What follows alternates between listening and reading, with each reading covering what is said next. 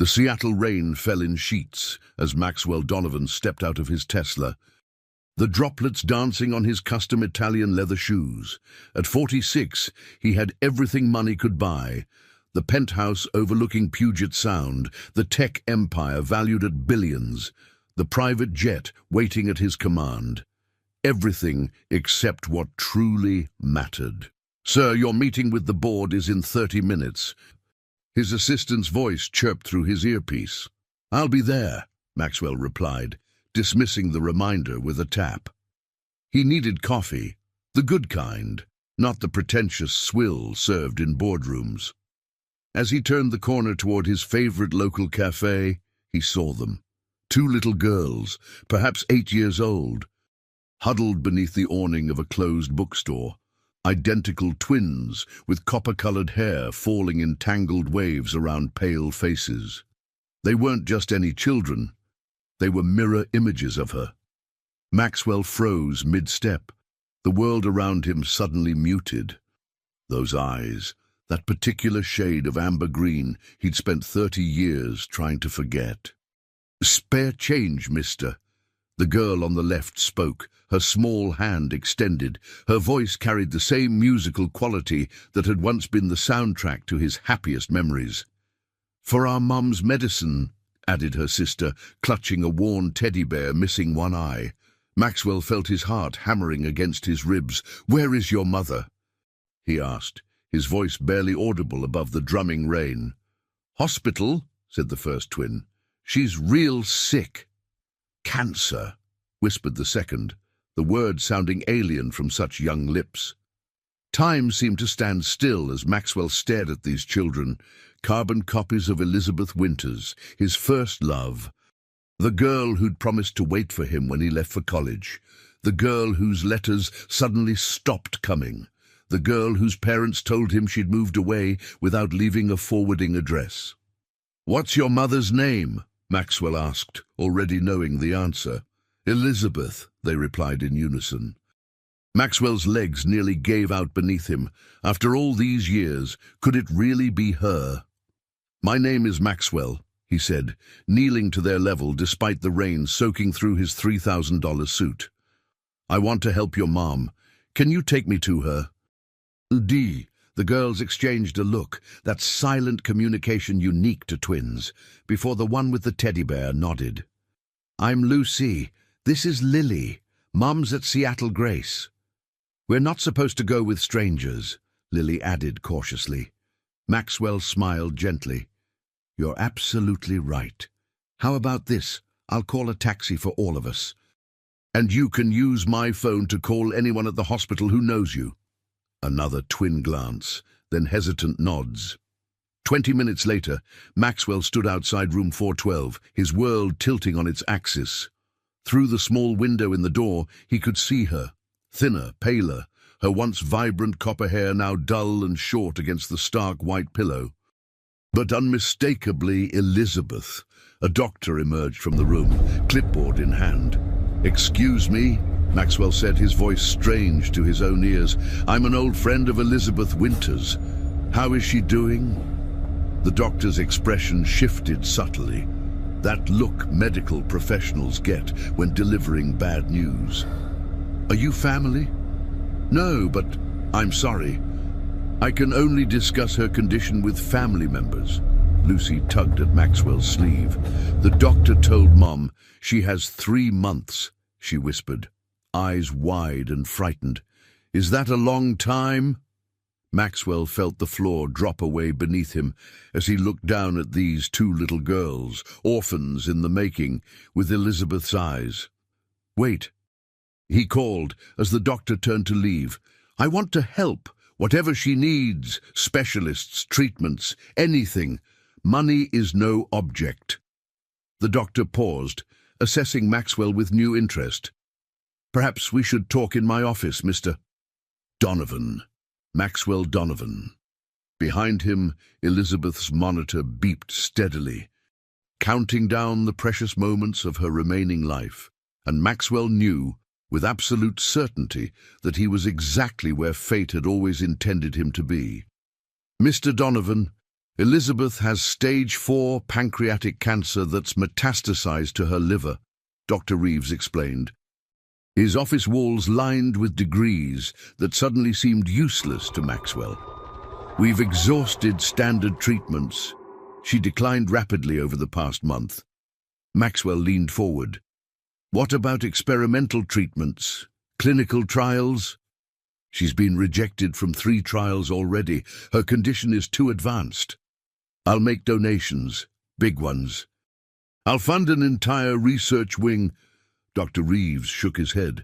Mr. Donovan, I understand your desire to help, but money can't change the fundamental biology here.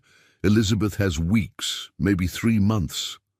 Maxwell stared out the window at the rain-slicked Seattle skyline. How are her daughters coping? As well as can be expected. Child Protective Services is involved. They have no other family. The words hit Maxwell like physical blows. No family, just like Elizabeth had been when they met as scholarship kids at Westlake Prep 30 years ago. Can I see her? Minutes later, Maxwell stood beside Elizabeth's bed, barely breathing. The monitors beeped softly, marking time that was running out. Lizzie, he whispered, using the nickname only he had called her. Her eyelids fluttered, then opened. Recognition dawned slowly in those familiar amber-green eyes. Max?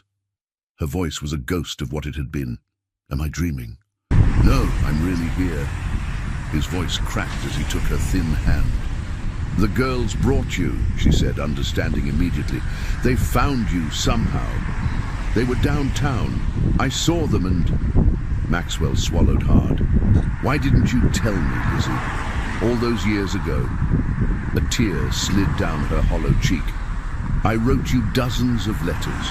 When you never answered, I thought you'd moved on. Your parents said you wanted a clean break. Maxwell felt the blood drain from his face. My parents told me you'd moved away, that you left no address. Elizabeth closed her eyes. They never wanted us together. The poor scholarship girl and their son. I never knew about the twins. I found out after I thought you abandoned me. Her fingers tightened weakly around his. Max, I'm so scared for my girls. When I'm gone, I'll take care of them, Maxwell said without hesitation, the words escaping before he could analyze them. I promise. Elizabeth's eyes widened. You can't just... I can, and I will.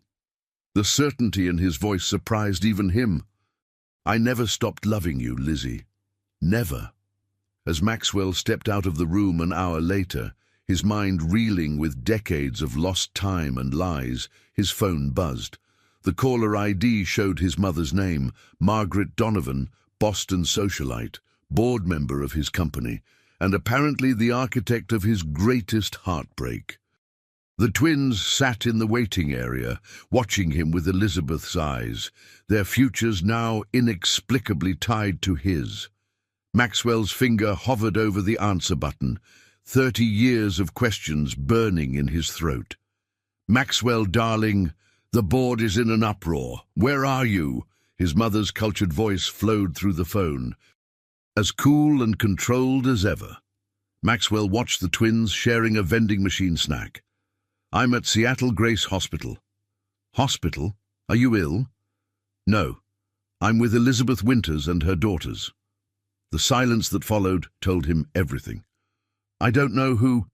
Don't! Maxwell's voice cut like steel. Don't lie to me again. You intercepted her letters. You told me she moved away. You've been lying for 30 years. Another pause. You were 18, Maxwell. You had Yale ahead of you, not a teenage pregnancy and a girl from nowhere. She was pregnant with my children, and you kept that from me. Children? There's more than one? Twin girls. They're 8 years old. That's impossible. His mother's voice hardened. Elizabeth's child would be almost 30 now. Maxwell's world tilted sideways. What? If she was pregnant when you left for Yale, that child would be 28 now. Maxwell stared at Lucy and Lily, unmistakably 8 years old and unmistakably Elizabeth's. The implications made his head spin. I need to go, he said, ending the call over his mother's protests. A nurse approached. Mr. Donovan, Elizabeth is asking for you. Back in room 412, Elizabeth looked even frailer than before. The girl said you're going to help us, she whispered. Maxwell sat beside her. Lizzie, I just spoke with my mother. She admitted intercepting your letters all those years ago. Elizabeth's eyes filled with tears. I knew it. I knew you wouldn't have just forgotten me. She said something else, Maxwell continued carefully. She said if you were pregnant when I left, that child would be nearly 30 now. Elizabeth's gaze slid away. I never said the girls were yours, Max. The words felt like ice water in his veins. Then whose? They're my granddaughters, Elizabeth whispered. My daughter Charlotte had them when she was 21. She and her husband died in a car accident last year. Maxwell struggled to process this. Your daughter, our daughter? Elizabeth nodded slowly. Charlotte was yours. She had your eyes, your smile. She was brilliant like you. And I never knew her, Maxwell said, grief for a child he'd never met washing over him. Where are her things? Photos? Storage unit. Couldn't afford to keep the apartment after the funeral and medical bills. Elizabeth's breath hitched. The girls are all I have left of her. Maxwell took her hand, feeling decades of missed moments and stolen time. They're all we have left of her, he corrected gently. As he left the room, his phone lit up with texts from his executive team demanding his return. The board meeting, the quarterly projections, the merger negotiations. It all seemed trivially unimportant now. In the hallway, Lucy approached, her sister half hiding behind her.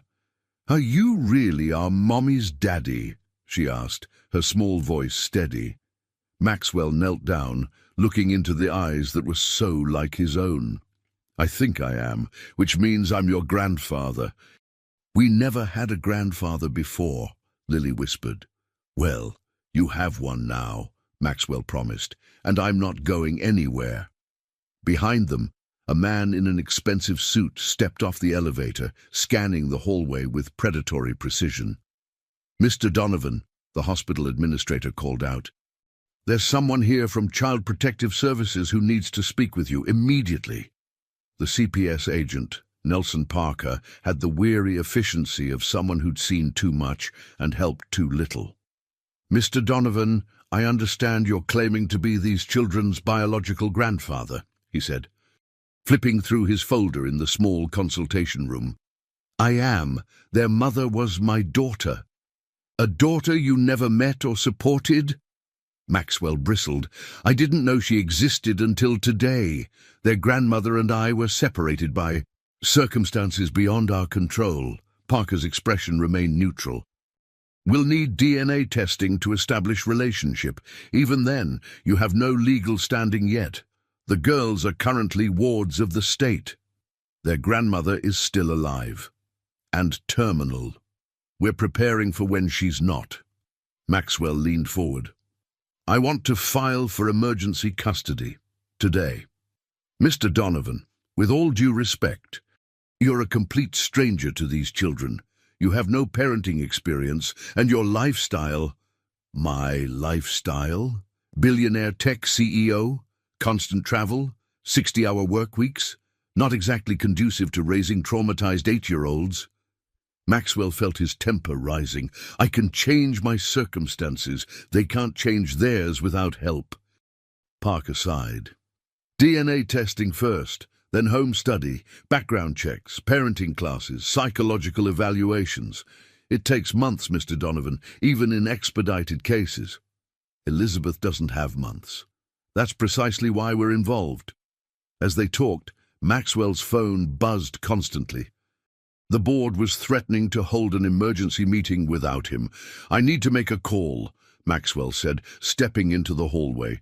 He dialed his COO, Rachel Wells. Max, where the hell are you? The board is in revolt. The merger is imploding. Rachel, I need you to handle everything for a few weeks. Weeks? Are you having a midlife crisis? I just found out I had a daughter. She died last year. Her twin girls are now in the system because their grandmother, my first love, is dying of cancer. The silence stretched. Holy shit, Max. Exactly. Everything else can wait.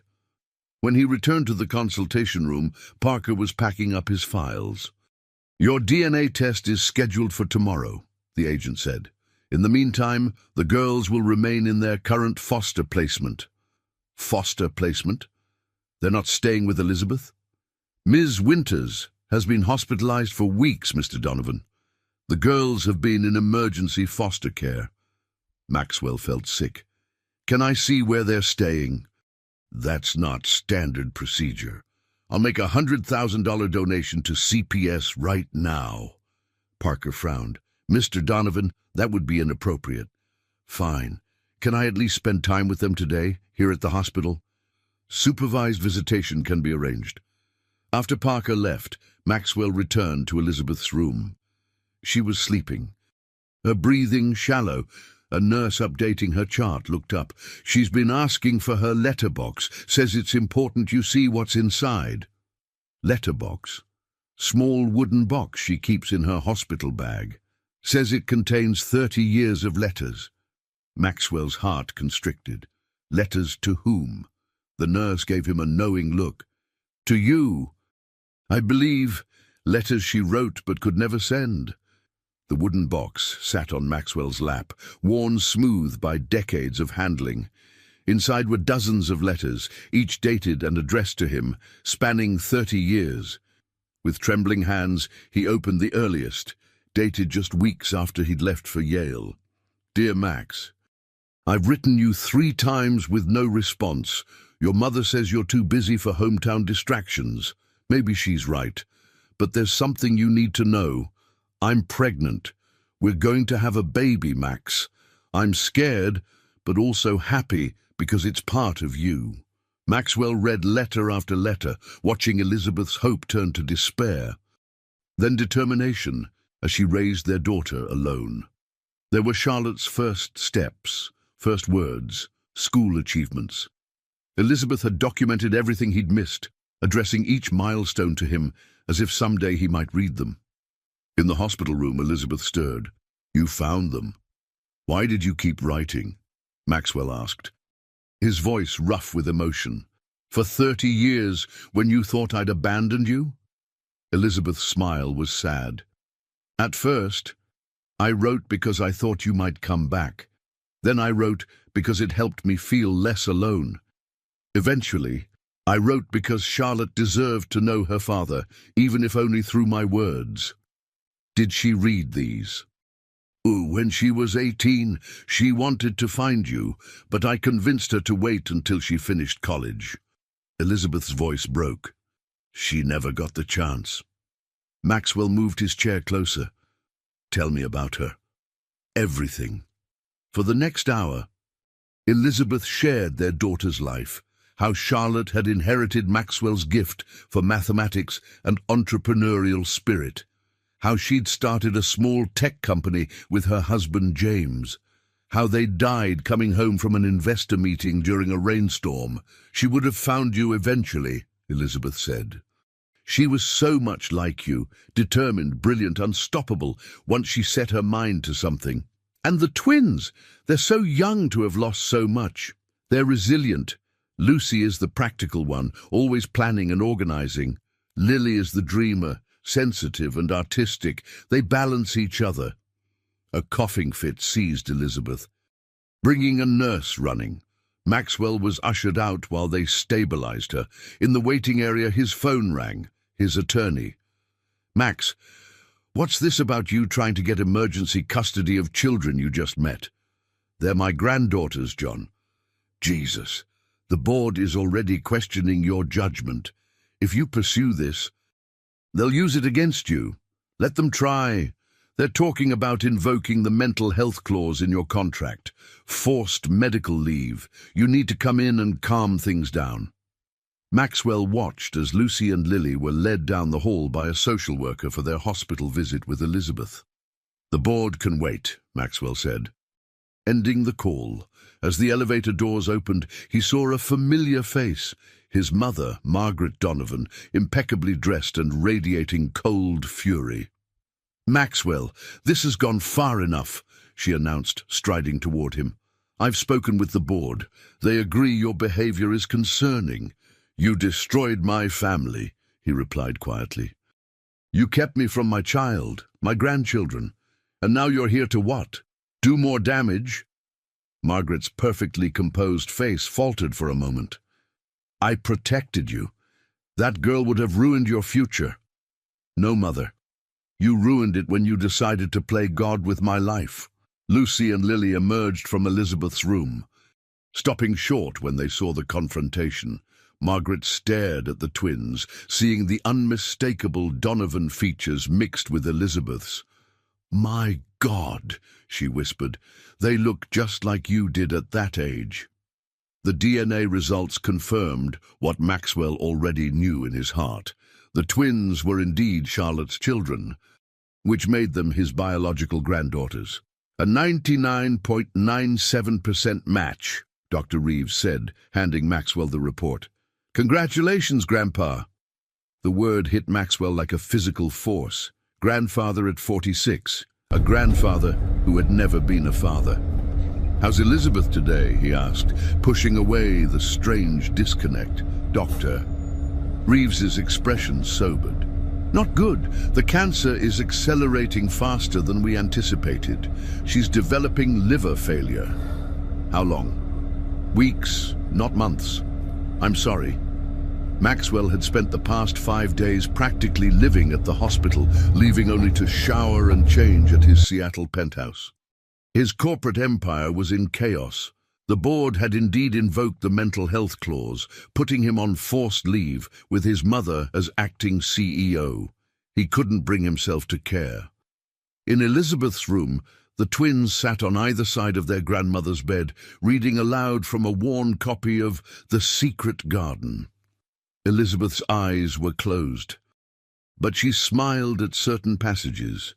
"Mr. Donovan?" A nurse beckoned from the doorway. "There's someone here to see Ms. Winters.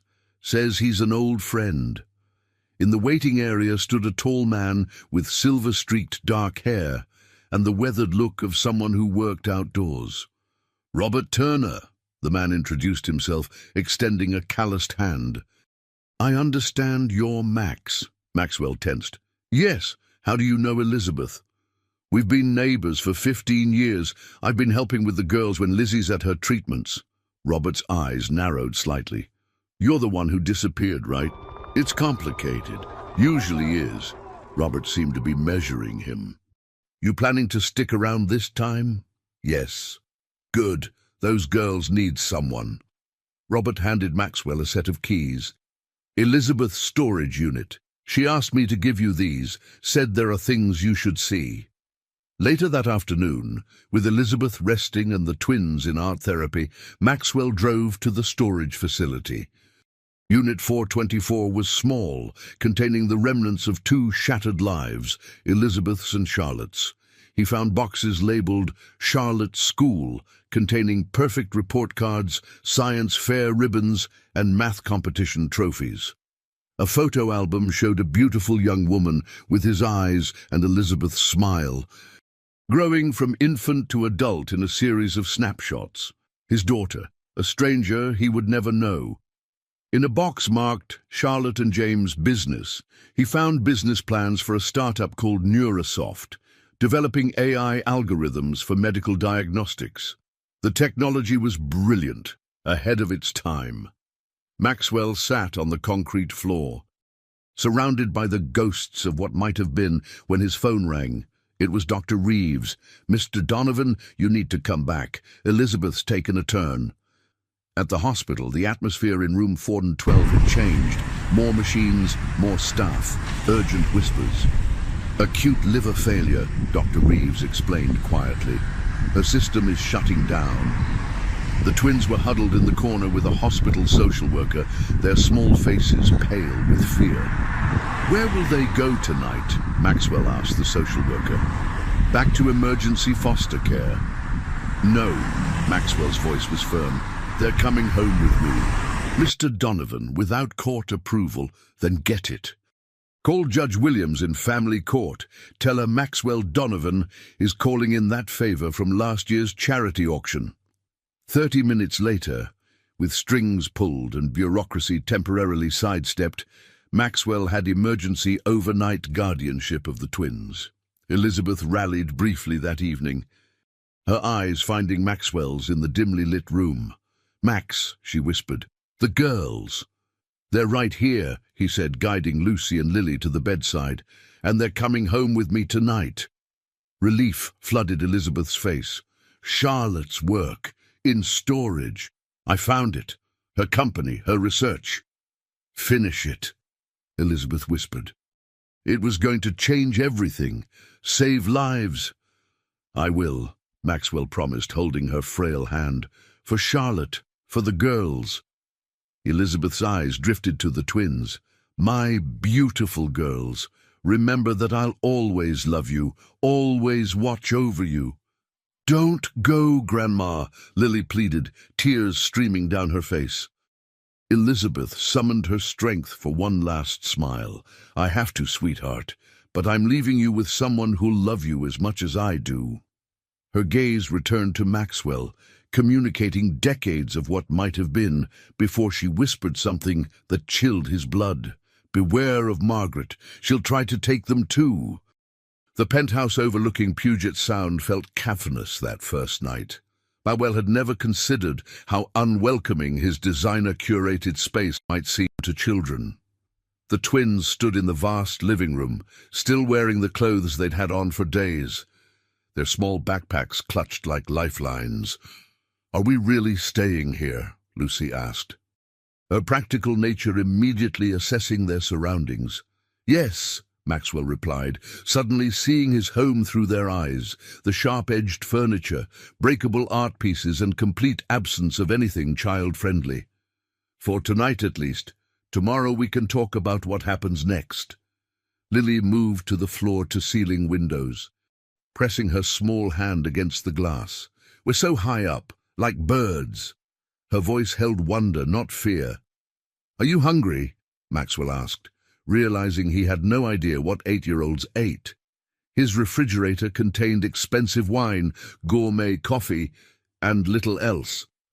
"We should save food for later," Lucy said quietly, "in case there isn't any tomorrow."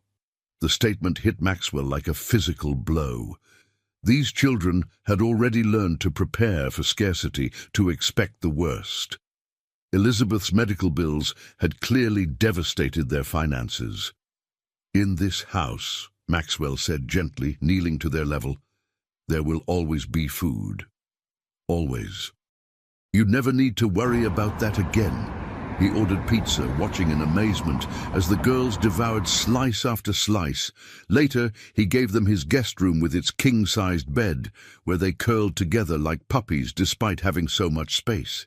"Mr. Maxwell," Lily called as he turned to leave, "is Grandma going to die tomorrow?" The directness of the question caught him off guard. "I don't know," he answered honestly. "The doctors are doing everything they can." "She told us she's going to heaven soon," Lucy added, her small face solemn. "She said she'd be with Mom and Dad there." Maxwell sat on the edge of the bed. "What do you remember about your parents?" The girls exchanged one of their twin looks. "Mom was smart," Lucy said. "She built computers and worked really hard." "Dad told the best stories," Lily continued.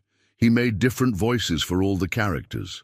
"They argued sometimes," Lucy admitted, "about money and the company. But they loved us very much," Lily finished.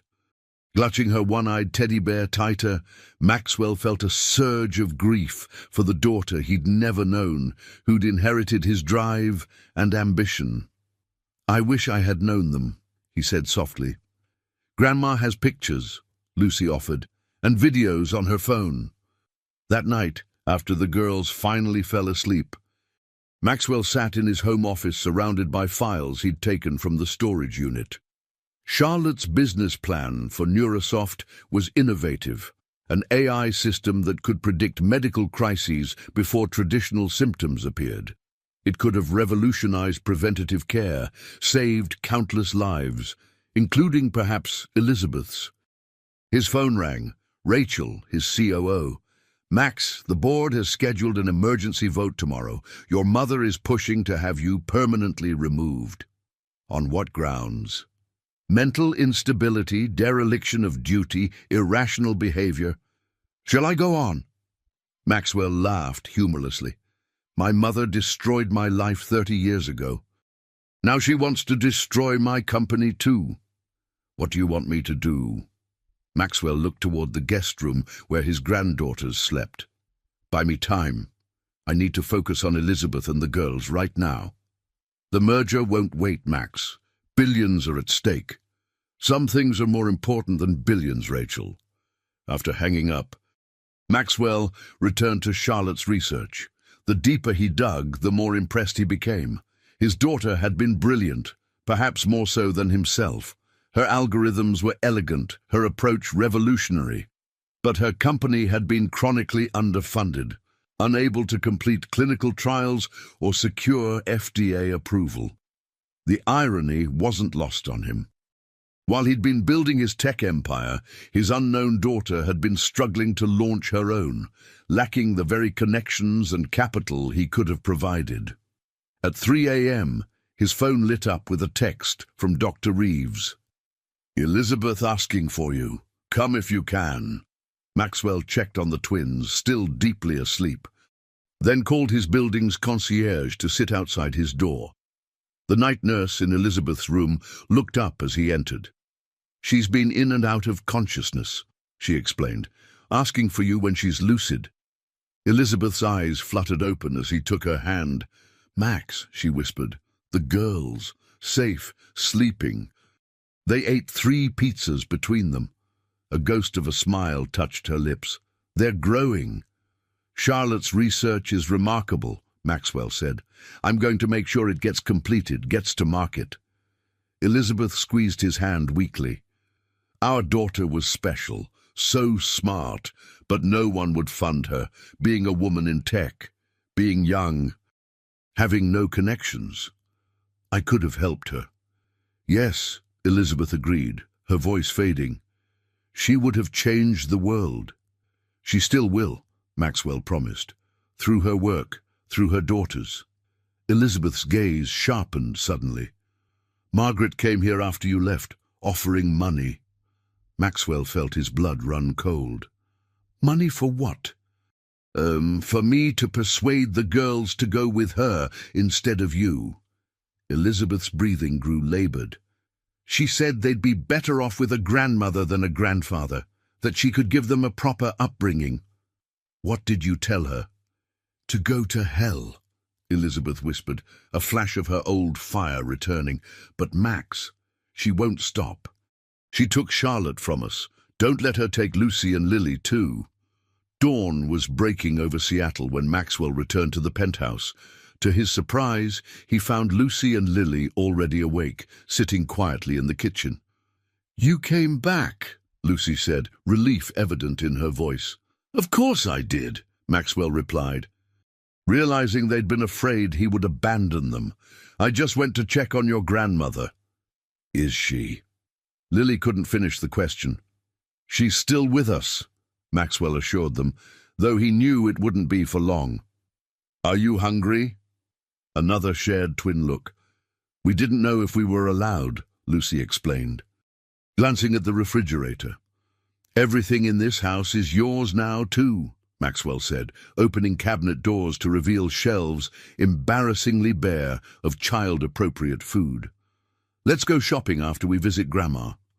As he helped them dress in their worn clothes, the only ones they had, Maxwell made mental notes: clothing, shoes, books, toys, proper beds, everything children needed. His phone buzzed with a calendar alert. Board meeting 10 a.m., the vote to remove him. "Change of plans," he told the girls. "We need to make a quick stop before the hospital."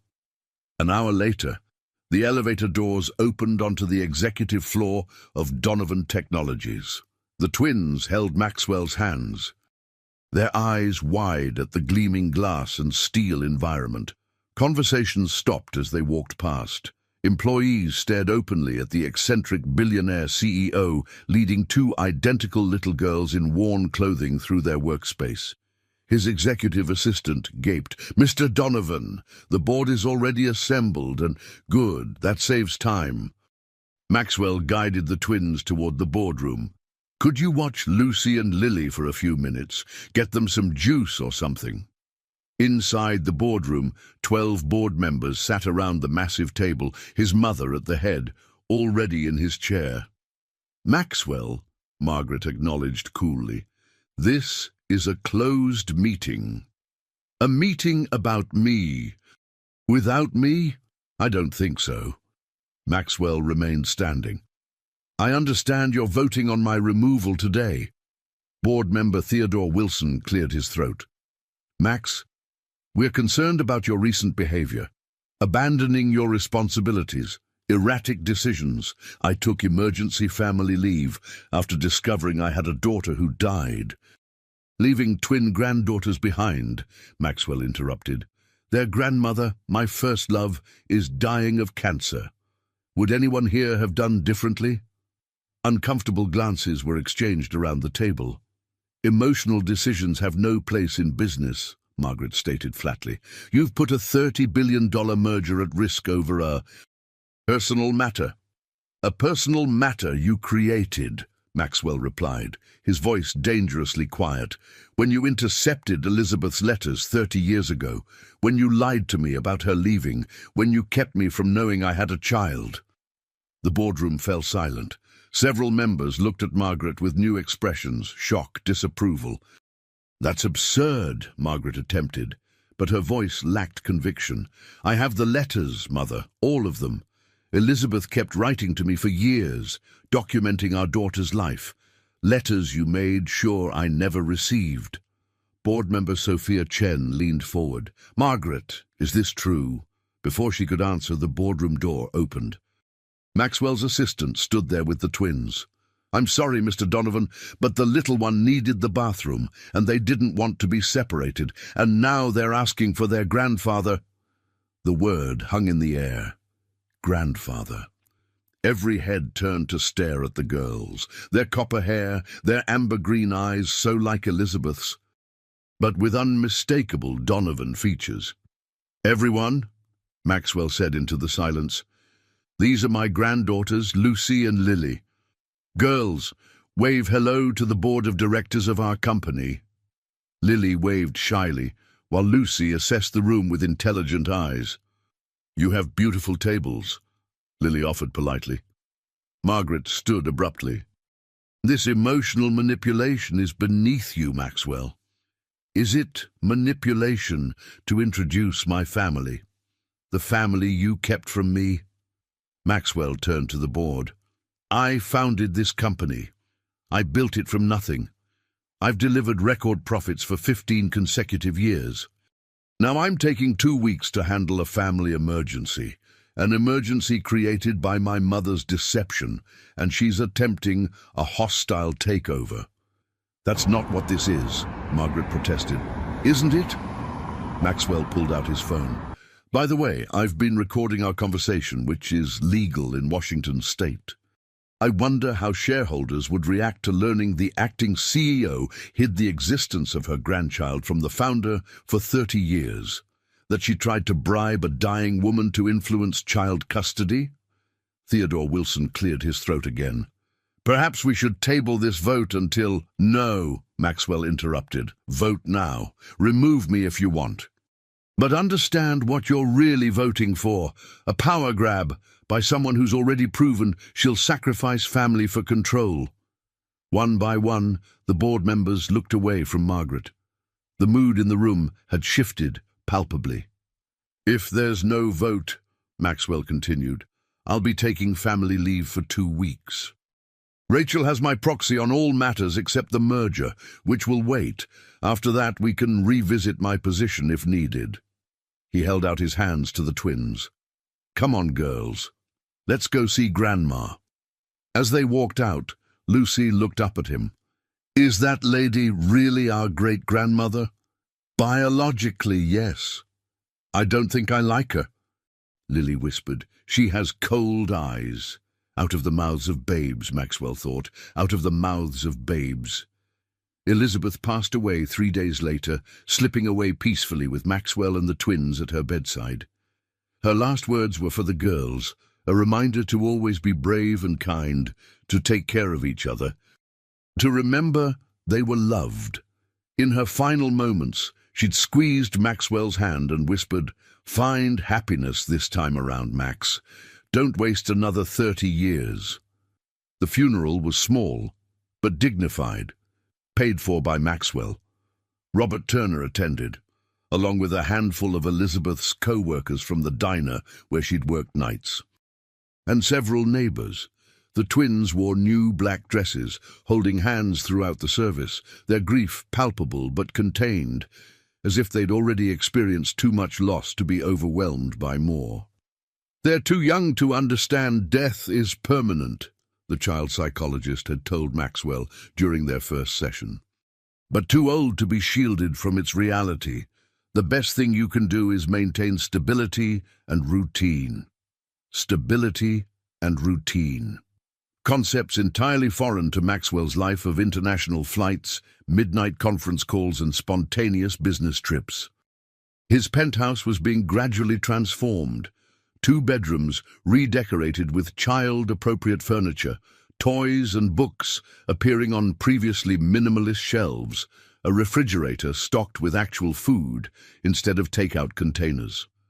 The legal process moved forward with unusual speed, greased by Maxwell's connections and resources. DNA confirmation of his relationship to the twins, emergency temporary guardianship, transitioning toward permanent custody. The twins' court-appointed advocate had initially been skeptical but warmed after seeing the genuine bond forming between Maxwell and the girls.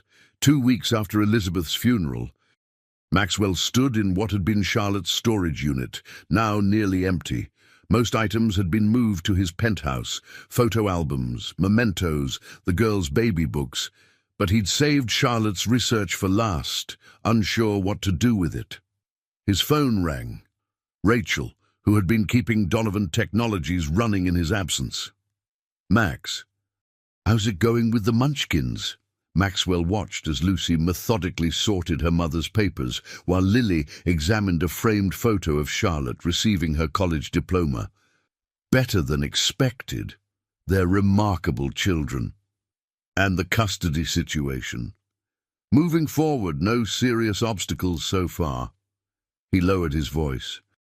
"Has my mother made any moves?" Rachel hesitated. "She's been unusually quiet. The board has solidly backed you since your confrontation, but what?" "I don't trust her, Max. She's planning something." After hanging up, Maxwell knelt beside Lucy. "Finding anything interesting?" The more serious twin nodded. "Mum's company papers." "Look at this." She handed him a folder labeled Patient Prediction Protocol. Inside was a flowchart detailing how Charlotte's AI system would integrate with hospital electronic records to flag patients at risk for rapid deterioration, catching conditions like Elizabeth's cancer potentially years earlier when treatment would be more effective. "Your mum was trying to create something that could have saved your grandma," Maxwell explained gently. Lucy's eyes, so like his own, studied him intently. "Can you finish it? You make computers too, right?" "I'm going to try," Maxwell promised. Later that evening, after tucking the girls into their new beds in their freshly decorated rooms, Maxwell sat in his home office reviewing Charlotte's research more thoroughly. The concept was sound, the preliminary data promising, but the company had run out of funding before completing FDA trials. His decision crystallized. He would relaunch Neurosoft as a division of Donovan Technologies, with Charlotte posthumously credited as founder and lead developer. Her work would save lives, her legacy preserved. A notification appeared on his screen. Motion detected at front door. The security camera showed Margaret Donovan standing in the hallway, looking imperious even through the digital feed. Maxwell sighed, steeling himself before opening the door. "Mother, it's late." "We need to talk," Margaret said, sweeping past him into the penthouse. She stopped short at the sight of children's jackets hanging by the door, small shoes lined up beneath them. "So it's true. You're really playing house with them." "I'm raising my granddaughters," Maxwell corrected. "Not playing anything." Margaret surveyed the transformed living room with distaste. "This is a temporary emotional reaction, Maxwell. Once the novelty wears off, you'll realize you're not equipped for this." "Like you weren't equipped to be a mother?" The words slipped out before he could stop them. Margaret flinched slightly before recovering. "I gave you everything. The best schools, the best opportunities. Everything except the right to make my own choices." Maxwell kept his voice low to avoid waking the girls. "Why are you here?" Margaret straightened. All business now. "To offer a solution. The girls need stability.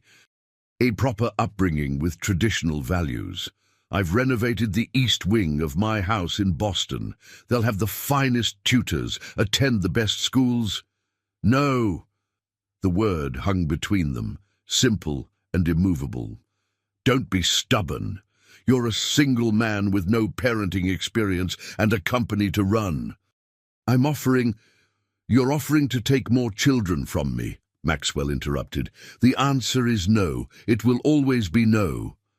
Margaret's expression hardened. "I've already filed for visitation rights as their great-grandmother. My attorneys believe I have a strong case for shared custody, given your lifestyle." "My lifestyle?" "A workaholic bachelor, living in a penthouse. Hardly an ideal environment for traumatized children. The courts consider the best interests of the child, Maxwell, not the emotional whims of a middle-aged man having a crisis." Before Maxwell could respond, a small voice came from the hallway. "We want to stay with Grandpa Max." Lily stood there in her unicorn pajamas, looking tiny but determined. Lucy appeared beside her, as always. "We don't want to go with you," Lucy added firmly. "You're the mean lady from the hospital who made Grandma cry." Margaret's face tightened. "Children should be in bed at this hour. This is exactly the lack of structure I'm concerned about." "Ooh, we heard arguing," Lily explained. "We always check on each other when there's arguing." Maxwell moved to stand beside the twins, placing a protective hand on each small shoulder. "Mother, I think you should leave now." "This isn't over," Margaret warned, heading for the door. "Not by a long shot." After she left, Maxwell knelt to face the girls. "I promise you won't have to go anywhere you don't want to. You're staying with me." Lucy studied him with those two wise eyes. "Can she really take us away?" "No," Maxwell said with more confidence than he felt. "She can't." That night he made calls to his attorneys, made calls to initiating a restraining order against Margaret and formally contesting any custody claims she might file. By morning, he had assembled the top family law team in Seattle. This was one battle he couldn't afford to lose. 6 months passed in a blur of legal filings, court appearances, and the everyday chaos of raising twin 8-year-olds. Maxwell had officially been granted permanent guardianship, though Margaret's petition for visitation rights remained in legal limbo, her expensive attorneys finding endless ways to delay final rulings. The twins had settled into their new life with surprising adaptability. They attended a progressive private school where they were catching up academically after years of spotty attendance. Lucy showed a remarkable aptitude for mathematics and computer science, Charlotte's daughter indeed, while Lily blossomed in art and creative writing classes. Maxwell had permanently relocated Donovan Technologies' headquarters to Seattle, restructuring his role to allow for school pickups and bedtime stories. The merger his mother had been so concerned about had gone through, albeit with modified terms, adding billions to the company's valuation. But his greatest professional satisfaction came from Neurasoft. He'd assembled a team of top AI researchers and medical professionals to continue Charlotte's work, With the first clinical trials showing promising results, the technology could potentially revolutionize early detection for numerous diseases, including pancreatic cancer, though that breakthrough had come too late for Elizabeth. "Mr. Donovan," his assistant's voice came through the intercom. "Mr. Turner is here to see you." Maxwell looked up in surprise. He hadn't seen Robert Turner since Elizabeth's funeral. "Send him in." Robert entered, still looking uncomfortable in indoor settings. "Thanks for seeing me without an appointment." "Of course. How are you, Robert?" "Managing." Robert sat heavily in the visitor's chair. "I've been going through some of Lizzie's things. Found something you should see." He placed a thumb drive on the desk. "This was hidden in a false bottom of her jewelry box. Has your name on it." Maxwell picked it up, turning it over in his hand. "Did you look at what's on it?" Robert nodded grimly. "Yeah, that's why I brought it straight to you." Later that evening, after the girls were asleep, Maxwell plugged the drive into his computer. It contained a single video file, dated a week before Elizabeth's death. Elizabeth's gaunt face filled the screen, her hospital room visible in the background. "Max," she began, her voice stronger than he remembered from those final days. "If you're watching this, I'm gone. There's something I couldn't bring myself to tell you while I was alive. Something about Charlotte." Maxwell leaned closer to the screen. "Heart-pounding. When I found out I was pregnant, your mother came to see me. She offered me $50,000 to disappear and never contact you again. When I refused, she threatened me." Elizabeth's eyes hardened with the memory. "She said, if I tried to tell you about the baby, she would make sure you lost your scholarship to Yale. That your father would cut you off financially." Maxwell felt sick. This went beyond intercepting letters. "I didn't take her money, but I did stop trying to reach you directly. I thought I was protecting your future." Elizabeth looked away from the camera. "But that's not the worst of it. After Charlotte graduated college, she found your contact information. She wrote you a letter introducing herself as your daughter." Maxwell's blood ran cold. "She mailed it, but never received a response.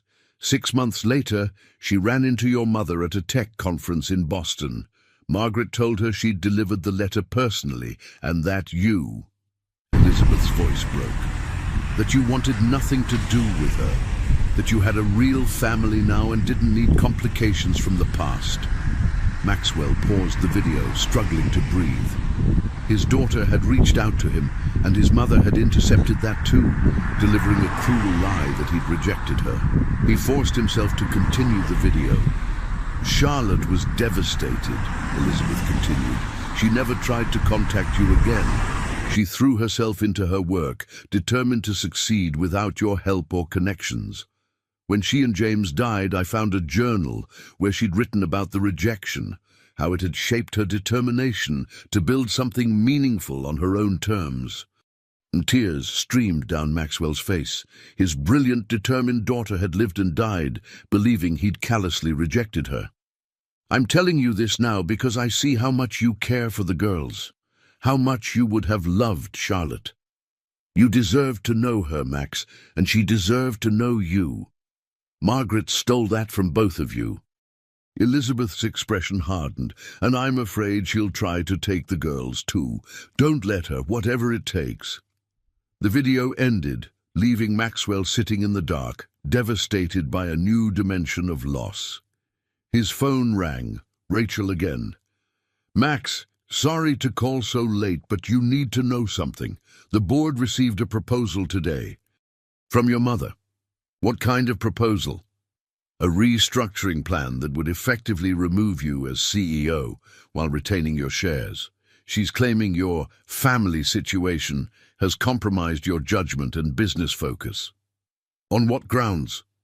"That's the thing, Max. She has documentation, emails, memos, calendar entries, suggesting you've been making erratic decisions, missing crucial meetings, endangering company interests." "That's absurd.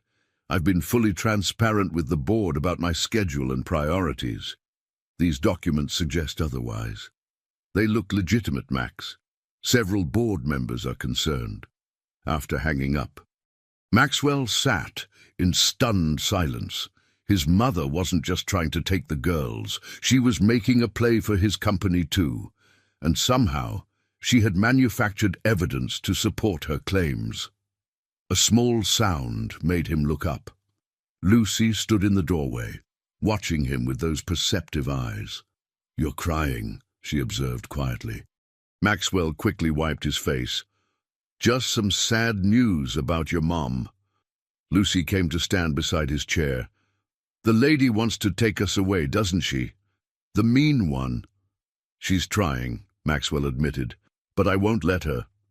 Lucy's small hand covered his. "Mom always said that bad people eventually trip over their own lies. Out of the mouths of babes, indeed." The board meeting was set for Friday, 3 days away. Margaret had orchestrated her timing perfectly, presenting her evidence of Maxwell's incompetence just before the quarterly earnings call, creating maximum shareholder anxiety. Maxwell sat in his home office at 2 a.m., surrounded by the fabricated emails and memos Rachel had managed to obtain copies of. They were masterfully done. Communications he'd supposedly sent, scheduling conflicts he'd allegedly created, strategic decisions undermined by his distraction. Someone had gone to extraordinary lengths to create this fiction. Someone with inside access and technical expertise. Someone working with his mother. A small noise from the hallway made him look up. Lucy again in her practical striped pajamas. "Can't sleep?" he asked, quickly minimizing the documents on his screen. She shook her head. "I had a dream about Mom. She was trying to tell me something important. But I couldn't hear her." Maxwell opened his arms, and Lucy climbed into his lap, something she rarely did, being the more reserved of the twins. "I miss her too," Maxwell said softly. "I wish I had known her." Lucy leaned against his chest. "She was really smart. She could fix any computer. Dad used to say she could talk to machines in their own language." Maxwell smiled sadly. "She got that from both of us, I think. Your Grandma Elizabeth was incredible with patterns and systems too." Lucy yawned. "Mom kept all her important work on her special drive, the one with the fingerprint lock. Did you find it?" Maxwell froze. "Fingerprint lock?" "Uh-huh. It was blue with a silver top. She never let anyone touch it." The next morning, after dropping the girls at school, Maxwell drove to the storage facility where the last of Charlotte's possessions remained. He methodically searched through every box, every container. Nothing. Frustrated, he called Robert Turner. "A blue external hard drive with a fingerprint scanner doesn't sound familiar," Robert said. "But there's still some of Lizzie's things at her old apartment. The landlord gave me until the end of the month to clear it out." An hour later, Maxwell stood in Elizabeth's former home, a small, worn apartment that nonetheless showed signs of having once been a warm, loving space. Faded marks on the wall tracked the twins' growth. Bookshelves sagged with well-read volumes. A collection of small glass animals gathered dust on a windowsill. "Lizzie kept a secret compartment," Robert explained, pulling up a floorboard in the main bedroom closet. "For important papers, emergency cash might be worth checking." The space beneath the floorboard contained a small fireproof box. Inside, Maxwell found Elizabeth's birth certificate, Charlotte's death certificate, insurance papers, and a blue external hard drive with a silver fingerprint scanner on top. "That what you're looking for?" Robert asked. "I think it might save everything," Maxwell replied. At his office, Maxwell connected the drive to a secure, isolated computer. The fingerprint scanner glowed red, waiting. It would be calibrated to Charlotte's fingerprint. He murmured to himself, or maybe Elizabeth's. On a hunch, he pressed Lucy's school enrollment form against the scanner. It had her fingerprint recorded for security purposes. Nothing. Then he tried his own finger. The scanner remained stubbornly red. Maxwell was about to give up when he noticed a small reset pinhole on the underside of the drive. Using a paperclip, he triggered the reset, then carefully examined the device. A tiny engraving caught his eye, DNA FPS 29. He quickly searched the term online. It was a prototype biometric security system that used DNA sampling rather than traditional fingerprinting, breaking the skin microscopically to sample genetic material. The scanner wasn't reading fingerprints. It was reading DNA.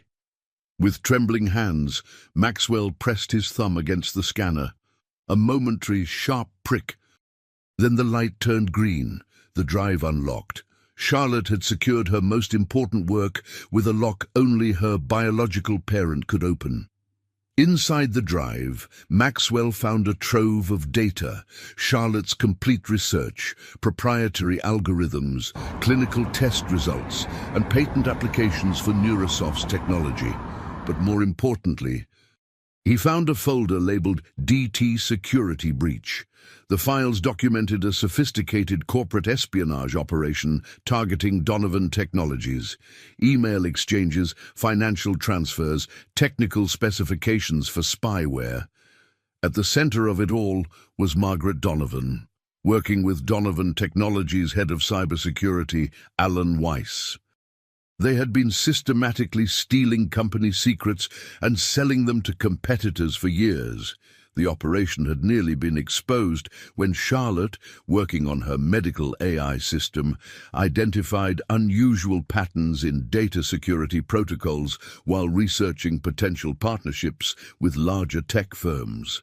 According to Charlotte's notes, she had attempted to alert Donovan Technologies directly, but had been stonewalled by the very people involved in the espionage. The final entry in Charlotte's journal was chilling. Meeting with Margaret Donovan tomorrow regarding potential security vulnerabilities at DT. Not optimistic, but it's the right thing to do. That meeting had occurred just 3 days before Charlotte and James died in their car accident. Maxwell felt the blood drain from his face. Surely his mother couldn't have. His phone rang. The twins' school. "Mr. Donovan, this is Principal Edwards. I'm calling because Lucy and Lily weren't picked up after school."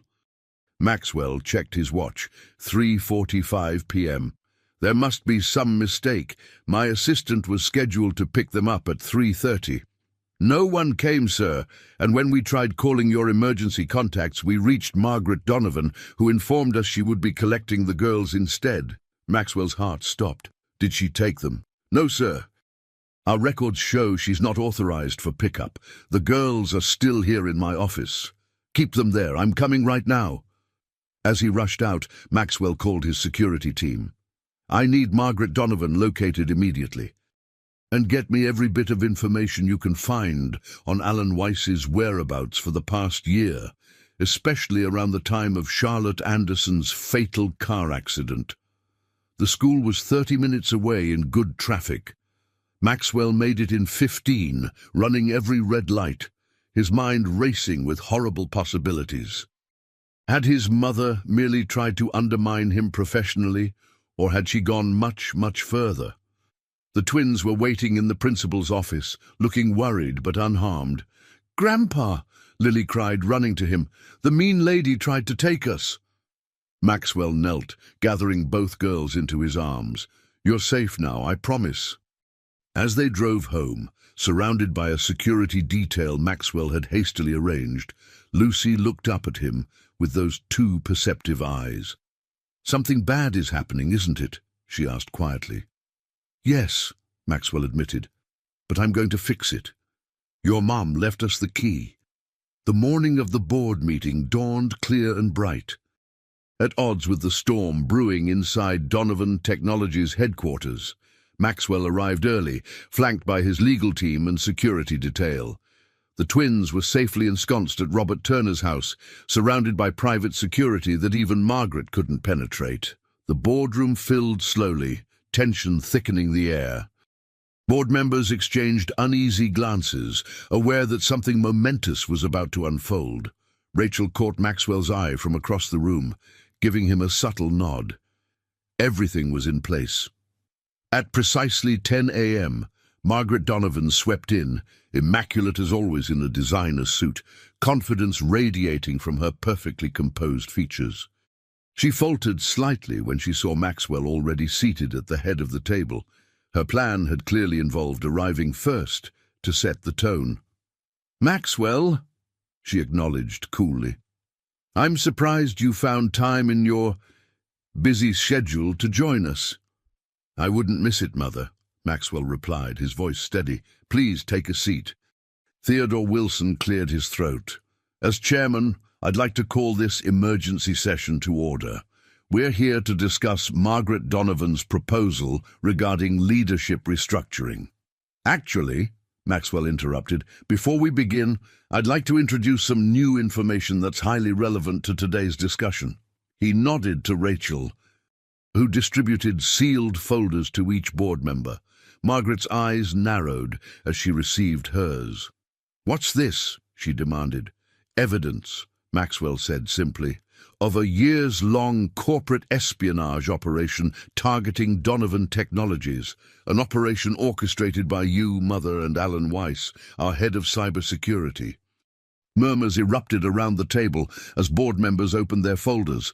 Inside were comprehensive timelines, financial transactions, communications, and forensic data analysis, all meticulously compiled from Charlotte's research and verified by Maxwell's security team over the past 48 hours. "This is preposterous," Margaret scoffed, though a faint flush crept up her neck. "Clearly fabricated by my son, who's desperate to maintain control despite his obvious inability to balance personal and professional responsibilities." "The evidence speaks for itself," Maxwell continued calmly. "But there's more. Alan Weiss is currently being questioned by federal authorities regarding his role in this operation. He's already implicated you in exchange for leniency." Margaret's face paled. "You're bluffing." Maxwell slid his phone across the table. On the screen was a text from his head of security. "Weiss talking, full confession. You've been selling our proprietary technology to competitors for years," Maxwell continued. "My daughter Charlotte discovered your operation while researching potential partnerships for her medical AI startup." "Your daughter?" Theodore Wilson looked confused. "Charlotte Anderson, the brilliant developer behind Neurosoft, the medical AI system we're currently bringing to market," Maxwell explained. "My biological daughter, whom I never knew existed because my mother intercepted all communication from her mother, and later from Charlotte herself." The boardroom fell silent as the magnitude of Margaret's deception began to sink in. 3 days before Charlotte died in a car accident with her husband, she met with you, Mother, about the security breaches she'd discovered. Maxwell leaned forward, his voice dropping dangerously. "Investigators are re-examining the accident report as we speak." Margaret's composure finally cracked. "You can't possibly think I had anything to do with that. It was a rainy night. The roads were slick, just like the night I met the twins," Maxwell noted. "Funny how history repeats itself." The boardroom door opened, and a stern-faced woman in a dark suit entered. "Margaret Donovan, I'm Special Agent Rivera with the FBI. We'd like you to come with us for questioning regarding corporate espionage, wire fraud, and obstruction of justice." As Margaret was escorted out, still protesting her innocence, the board sat in stunned silence. "I think," Theodore said shakily, "we can table the discussion about leadership restructuring." Later that evening, Maxwell sat on the floor of his living room, surrounded by Lucy and Lily's laughter as they built an elaborate fort from blankets and cushions. The day's event seemed distant here, in this safe haven they'd created together. His phone rang. "Special Agent Rivera. Mr. Donovan, I wanted to update you personally. We found evidence linking your mother to payments made to a mechanic who worked on your daughter's car the day before the accident." It's not conclusive yet, but keep digging, Maxwell said quietly, watching the twins collaborate on their architectural masterpiece. Whatever you find, I want to know. After hanging up, he crawled into the blanket fort, accepting the flashlight Lily solemnly handed him. Is the bad lady going to jail? Lucy asked directly, always the practical one. Probably, Maxwell answered honestly. She did some very wrong things. Was she the reason we never met you before? Lily wondered, leaning against his shoulder. Yes, Maxwell admitted. She kept a lot of secrets that hurt many people. Mum would have liked you, Lucy declared with certainty. She always said the most important thing was being honest and kind. 6 months later, Maxwell stood at a podium, the twins beside him in matching blue dresses as he addressed a crowd of medical professionals, investors and press. Today marks the official launch of the Charlotte Anderson Protocol, he announced, a revolutionary AI system that can detect pancreatic cancer and other aggressive diseases up to 4 years before conventional symptoms appear. The audience applauded as Maxwell continued, his voice steady despite the emotion tightening his throat. My daughter Charlotte never knew me. Circumstances and people kept us apart, but her brilliance, her determination, her vision will now save countless lives. This is her legacy. He looked down at the twins, who beamed up at him with pride. And these remarkable young ladies are her legacy too. My granddaughters, who brought me back to the family I never knew I had. Margaret had been convicted on multiple federal charges, sentenced to 15 years in prison. The investigation into Charlotte's accident remained open, though conclusive evidence of foul play had proven elusive. Maxwell had donated generously to establish a cold case unit dedicated to suspicious vehicular deaths, ensuring that the truth, whatever it might be, would eventually come to light.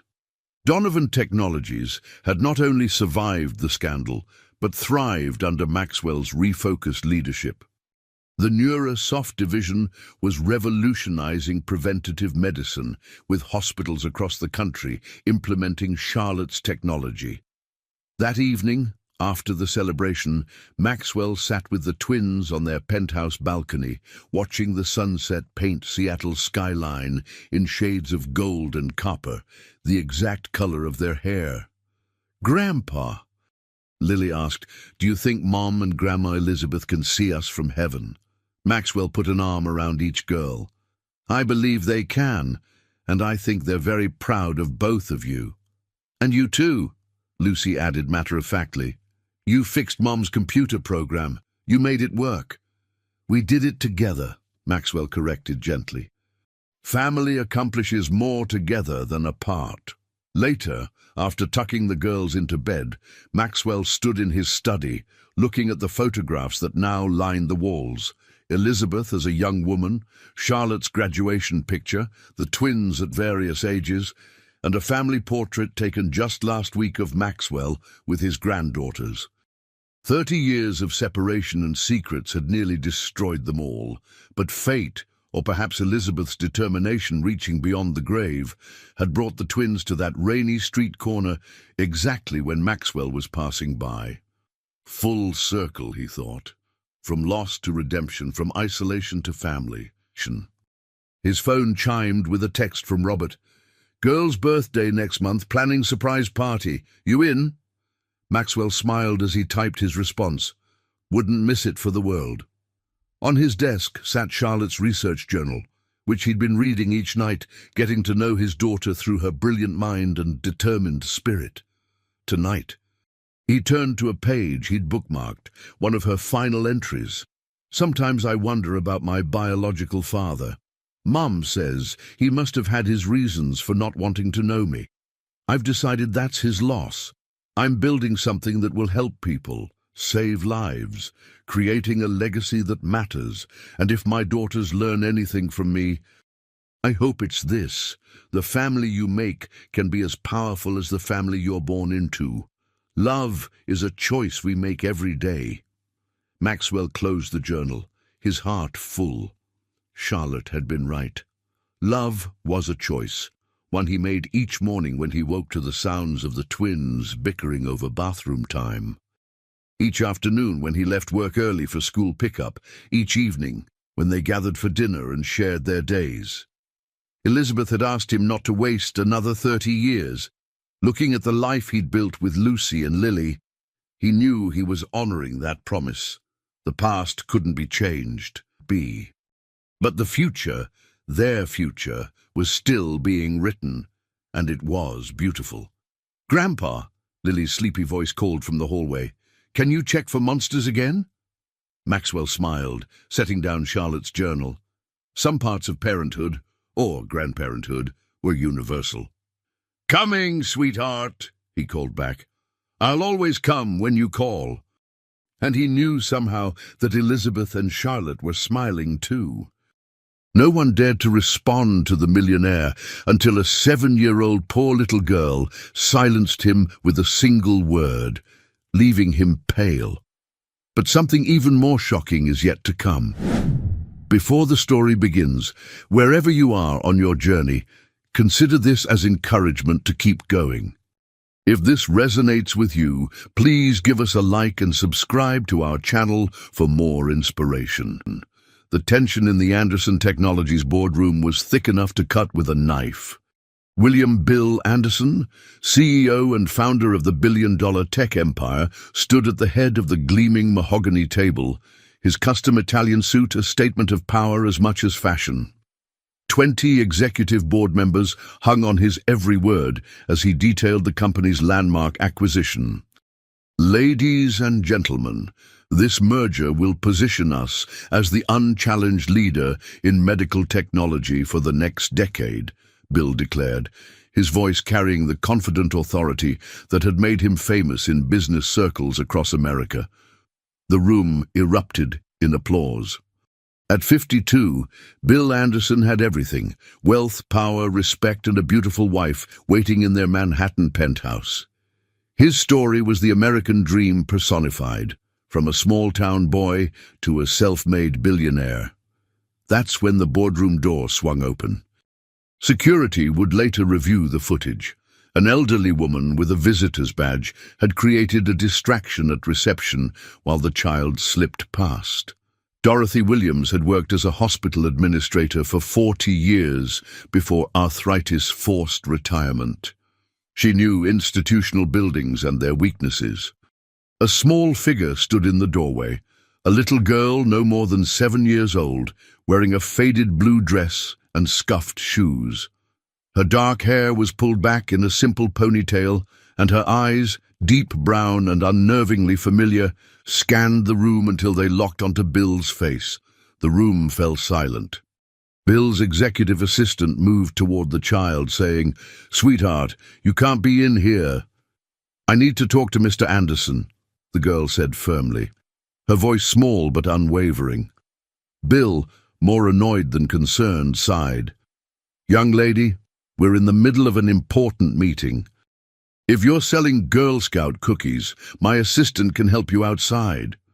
Several executives chuckled, but the girl didn't move. Instead, she walked straight toward Bill, her worn backpack clutched tightly against her chest.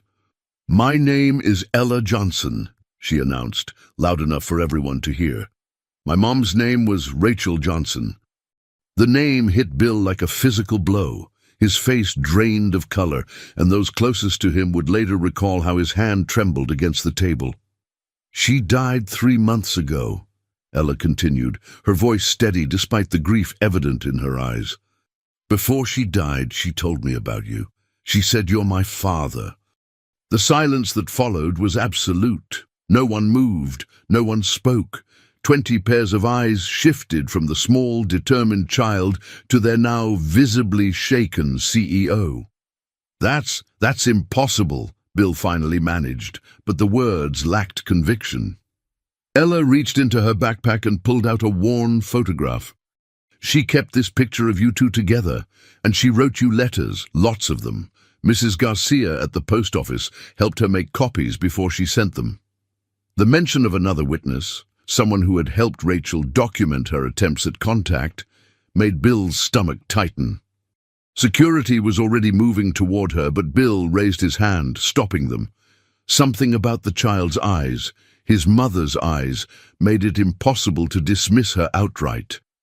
"How did you get in here?" he asked, his voice barely above a whisper.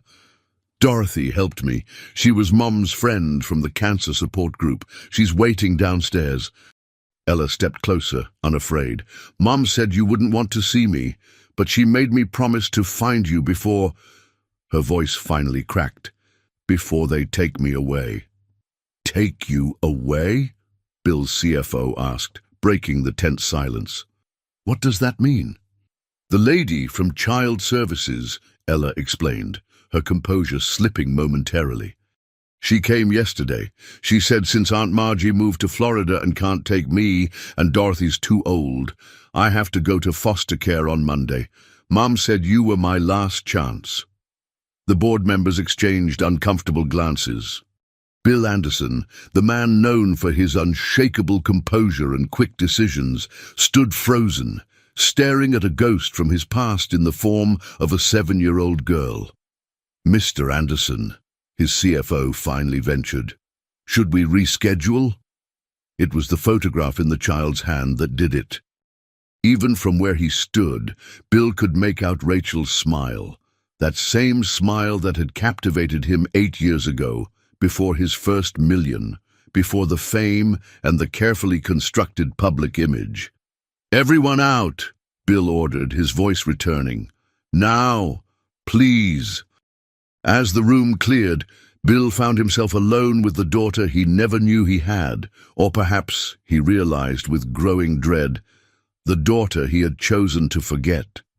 Outside the boardroom, whispers already raced through the company. Sarah Kim from legal texted her roommate, "OMG, some kid just showed up claiming to be the boss's secret daughter." Bow, and just like that, the carefully constructed wall between Bill Anderson's private past and public present began to crumble. Dorothy Williams clutched her worn leather purse on her lap, perched nervously in the imposing lobby of Anderson Technologies.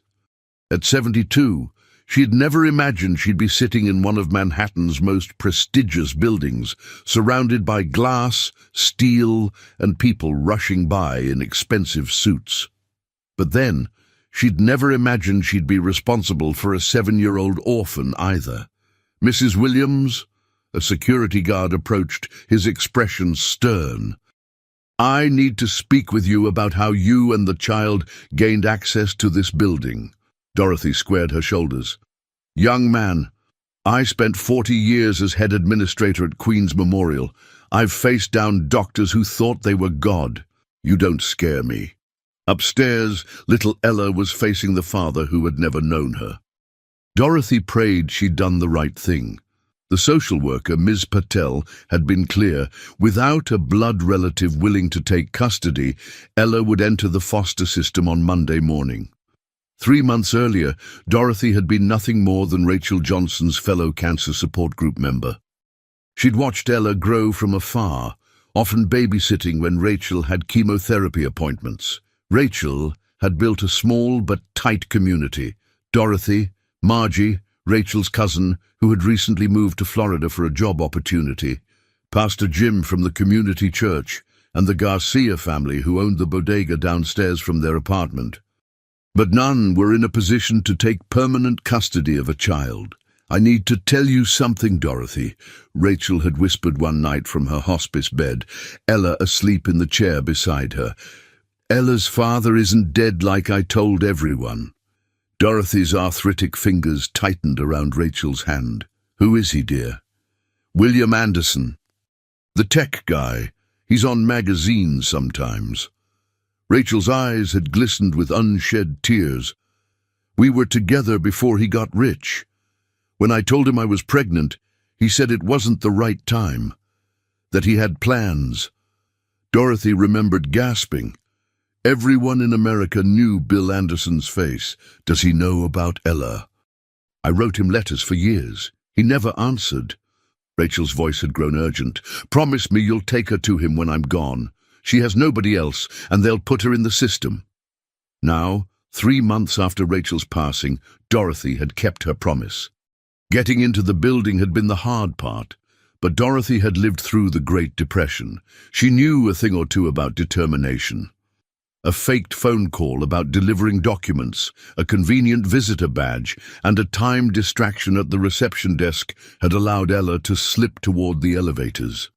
Upstairs, in the now empty boardroom, Bill Anderson paced while Ella sat calmly in one of the executive chairs, her feet dangling well above the floor. The room felt too large, too quiet. "This is complicated," Bill finally said, running a hand through his salt and pepper hair. "You understand that I can't just take your word for this. There are procedures, tests." "Mom said you'd say that," Ella interrupted, her voice small but steady. "She said you'd want a DNA test. She also said you have a birthmark shaped like Florida on your shoulder." Bill's pacing stopped abruptly. The birthmark was not public knowledge. No one except his wife Margaret, and those who had known him intimately would know about it. Rachel had known. "Your mum," he started carefully. "She was a waitress." Ella nodded. "At Joe's diner. But she went back to school too. She was studying to be a nurse when she got sick. She almost finished, but then the cancer came back." The details aligned with the Rachel he'd known, ambitious, hard-working. They'd met when he was just starting his company, working 18-hour days and eating most meals at the diner where she served. She was putting herself through community college, dreaming of a healthcare career. Their relationship had been brief but intense, until his first investor had come through, and suddenly his trajectory had changed. "These letters you mentioned," Bill said, forcing himself to sound calmer than he felt. "Do you have them?" Ella nodded and pulled a bundle tied with faded blue ribbon from her backpack. "She wrote you one every month for a while, then just on my birthdays." She hesitated. "I can read, you know. I read them." Bill took the bundle, his fingers trembling slightly. The top envelope was addressed in handwriting he hadn't seen in years, but instantly recognized, postmarked 7 years ago, around the time Ella would have been born. "Mr. Anderson?" His assistant Bobby appeared at the door, concern etched on his face. "There's an elderly woman downstairs being questioned by security. She says she's with the child."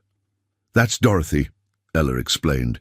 "She promised Mom she'd take care of me, but she can't really. Her hands hurt a lot, and we don't have much money since Mom died. Mrs. Garcia from the bodega gives us leftover bread sometimes." The casual mention of poverty, of relying on charity for basic needs, hit Bill with unexpected force. Bobby's eyes widened in recognition at the situation, quickly averting his gaze from his boss. "Bring her up," Bill instructed, his voice hollow. "And Bobby?" Not a word of this to anyone, not yet. As Bobby left, Bill turned back to Ella, really looking at her for the first time. The eyes that had initially struck him were indeed achingly familiar. They were his mother's eyes, the same eyes he saw in the mirror every morning, the shape of her face, the determined set of her chin. How had he not seen it instantly? "I have a wife," he said suddenly. "Margaret. We've been married for 5 years. Does she have kids?" Ella asked. "No," Bill replied, a familiar ache resurfacing. "We can't have children." Ella considered this, then stated matter-of-factly, "Then maybe she'd like me." Before Bill could respond, the door opened again. Dorothy Williams stepped in, looking both terrified and defiant as she rushed to Ella's side. "I'm sorry to barge in like this, Mr. Anderson," she said, her voice quavering slightly, "but Rachel made me promise. Ms. Patel from Child Services has the paperwork ready for Monday morning, and we had nowhere else to turn." Margaret Anderson's charity luncheon was interrupted by a text message that made her nearly drop her champagne flute. "Need you home. Urgent. Family matter. Bill." In 15 years together, 5 as husband and wife, Bill had never left work midday, let alone summoned her home from an event. As her driver navigated Manhattan traffic toward their Central Park penthouse, Margaret's mind raced through possibilities: a health crisis, a financial disaster, a scandal. She never imagined walking into her immaculate living room to find her husband sitting across from a little girl and an elderly woman. "Margaret," Bill said, rising from the sofa with an expression she'd never seen before, something between guilt and shock. "This is Ella Johnson and Dorothy Williams." And Margaret's social training took over as she extended her hand automatically. "Pleased to meet you both. I'm sorry, Bill, I don't understand." "Ella is Rachel Johnson's daughter," Bill interrupted. The name meant nothing to Margaret, and her confusion must have shown. "Rachel was someone I knew before we met 8 years ago." Ooh, the elderly woman, Dorothy, placed a protective hand on the child's shoulder. "Rachel passed 3 months ago, Mrs. Anderson. Cancer." Margaret nodded sympathetically, still not understanding why these strangers were in her home, until the little girl spoke. "He's my dad," Ella said simply, looking directly at Margaret with eyes that suddenly, horrifyingly, reminded her of her mother-in-law's family portraits. The world tilted momentarily beneath Margaret's designer heels. She looked at Bill, waiting for him to deny it, to explain the misunderstanding. Instead, he nodded almost imperceptibly. "We don't know that for certain," he added quickly, "but there will be a test, to be sure." Margaret sank into the nearest chair, her charity luncheon speech about supporting underprivileged children suddenly taking on a bitter irony. For 5 years, they had tried everything to have a child of their own: fertility treatments, specialists, even discussing surrogacy and adoption. All while this child, this possible Anderson heir, had been living across the city in poverty. "Where are you staying?" she asked, surprised by the steadiness in her voice. Dorothy answered, "Our apartment in Queens, but we're behind on rent since Rachel's hospital bills, and Child Services is scheduled to place Ella in foster care on Monday morning. The social worker, Ms. Patel, has already done a home visit." The mention of an official social worker made this suddenly more real. This wasn't just a claim, there were already government systems in motion. "You'll stay here tonight," Margaret interrupted, ignoring Bill's startled expression. "We have plenty of room, and this is a lot to process, for everyone." Later, after showing their unexpected guests to the guest suite, Margaret cornered Bill in their bedroom. "Tell me everything," she demanded, arms crossed. "Now." Bill poured himself a bourbon before speaking. "Rachel was a waitress at a diner I used to frequent when the company was just starting.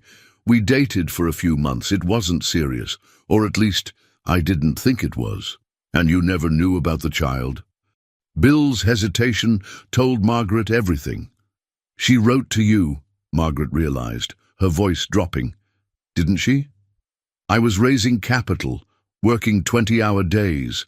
When the first investor came through, everything changed overnight. Rachel and I, we wanted different things." "That doesn't answer my question, Bill." He stared into his glass. "There were letters. I never opened them. My assistant at the time, before Bobby, was instructed to file certain personal correspondences.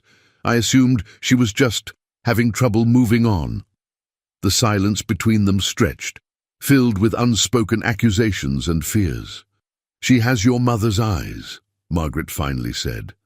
Bill nodded, his face ashen. "I know. What will you do if she's yours?"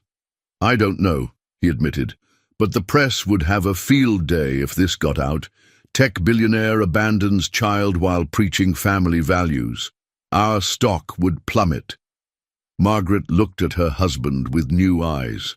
"Is that really your first concern, the stock price?" Before Bill could answer, there was a soft knock at their bedroom door. Ella stood in the hallway, looking small in the vast penthouse. "Dorothy fell asleep," she explained. "But I can't sleep. Your house is too quiet. Our apartment has sirens and people yelling all night, and Mrs. Garcia's cats sometimes visit through the fire escape." The simple details of her former life, sirens, neighbors, visiting cats, painted a vivid picture so different from the sterile luxury of the penthouse. Margaret felt something shift inside her, a protective instinct she'd longed to feel for a child of her own. "Would you like some hot chocolate?" she offered, extending her hand. As Ella took it, Margaret glanced back at Bill, still frozen with his drink. "The stock price," she said quietly, "should be the least of your worries right now." In the kitchen, as Margaret warmed milk for Coco, Ella studied the refrigerator photos. Bill and Margaret on vacation in Bali, at charity galas, on their yacht. "My mum kept your pictures too," Ella said. "The ones from magazines. Mrs. Garcia helped her cut them out. Mum said it was important I know what you looked like, for when I met you someday."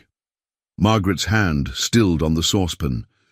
"Did your mum talk about Bill a lot?" Ella shook her head. "Not until she got sick. Then she told me everything. She said she never stopped loving him, even when he didn't want us." The simple brutality of a child's honesty left Margaret speechless. In her world of Manhattan elite, emotions were carefully managed, resentments expressed through subtle social maneuvers. This straightforward pain was unfamiliar territory. "My mom wasn't mad at him," Ella continued, accepting the mug of cocoa. "She said he had important things to do, and we would have just gotten in the way." Margaret watched the little girl blow carefully on her hot chocolate, her face a miniature mirror of determination and vulnerability. Whether or not the DNA test confirmed Bill's paternity, Margaret realized their lives had already changed irrevocably. Robert "Bobby" Taylor had been Bill Anderson's executive assistant for 6 years, a position that made him privy to the great man's triumphs and failures, strengths and weaknesses. He'd managed crises before: corporate espionage, a product recall, even the tabloid photos of Bill with that actress in Cannes before his marriage to Margaret. But walking into the office the morning after the boardroom incident, Bobby sensed this crisis was different. Bill sat at his desk unshaven, still wearing yesterday's shirt, staring at a stack of unopened envelopes tied with blue ribbon. "The DNA testing people will be here at 10, Bobby reported, placing coffee on the desk. "I've rescheduled your meetings for the week, citing a family emergency." Bill looked up, his eyes bloodshot. "How much do you know about Rachel Johnson?" The question startled Bobby. "Just what's in the file, sir. She wrote regularly for several years. The letters were filed according to protocol." "Protocol," Bill repeated hollowly. "My protocol for ignoring problems until they went away."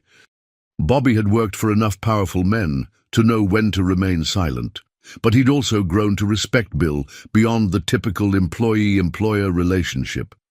"If I may speak freely, sir," Bill gestured for him to continue. 4 years ago, on your instruction, I began reviewing all correspondence before filing. One letter contained a photograph of the child Ella on her 3rd birthday. There was a cake with 3 candles, and she was wearing a party hat. Bill's head snapped up. "You knew all this time?" "I placed the photo on your desk with the morning briefing. You glanced at it, then told me to handle it and file it away with the others." Bobby paused. "Since then, I've sent a gift card anonymously to the return address every Christmas and birthday. I hope that wasn't overstepping." The revelation hit Bill like a physical blow. He had seen his daughter's face before and simply dismissed it. What kind of man had he become? "How much?" Bill asked after a long silence. "Sir?" "And the gift cards. How much did you send?" Bobby hesitated. $100 each time, sir. From my personal account." Bill closed his eyes. $600 total, birthday and Christmas for 4 years. A pittance to him, but perhaps significant to Rachel and Ella. And Bobby, whose salary, while generous, certainly didn't leave room for such expenditures, had done it without hesitation. "I'll reimburse you, of course," Bill said.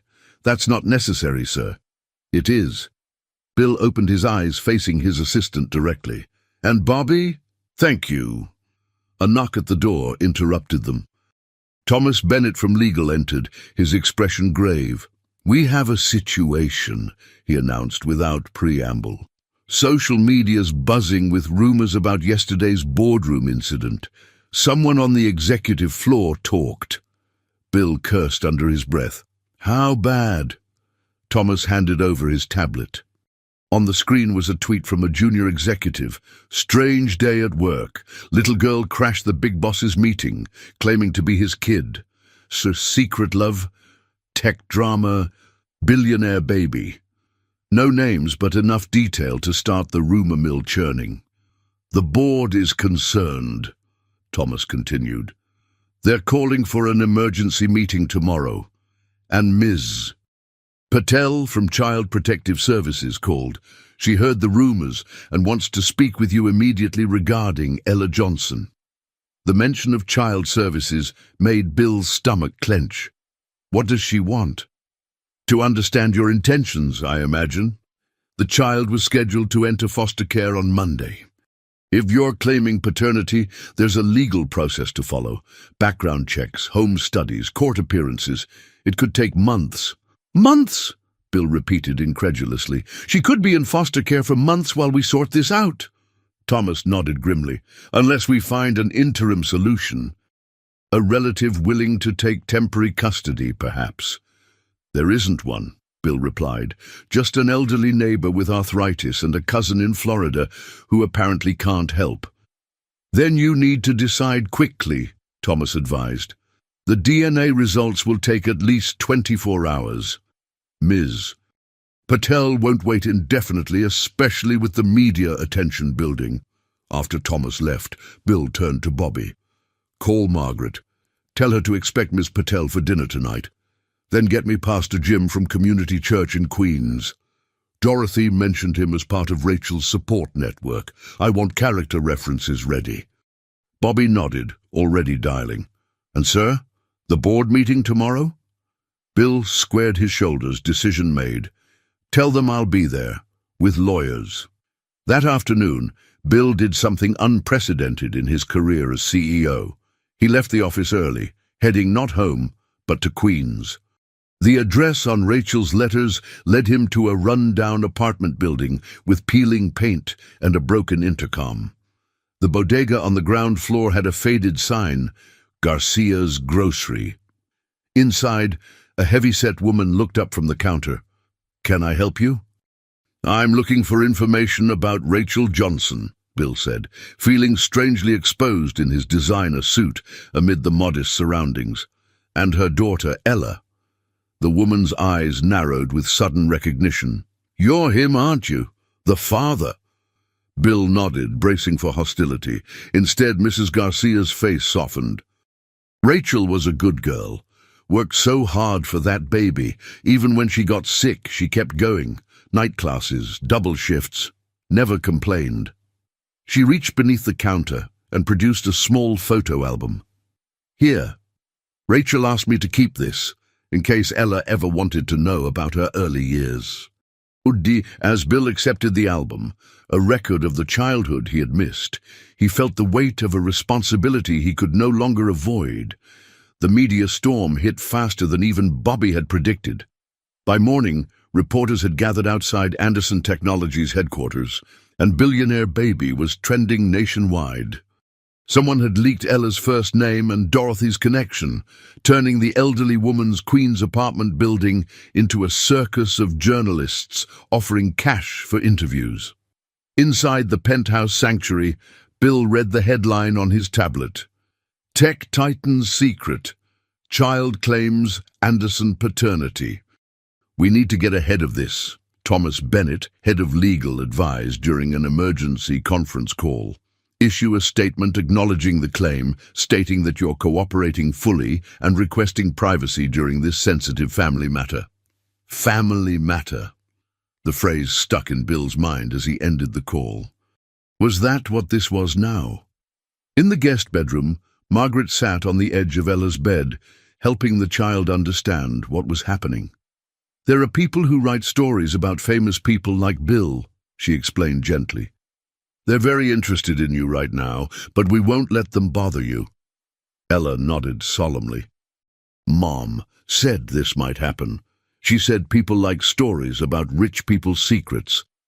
The child's matter-of-fact acceptance of the situation, her mother had prepared her even for this, reinforced Bill's growing recognition of Rachel's strength and foresight. Ms. Patel from Child Protective Services arrived promptly at 10, a no-nonsense woman in her 40s with a weathered briefcase and sharp eyes that missed nothing. She interviewed Bill and Margaret separately, then spent an hour with Ella alone.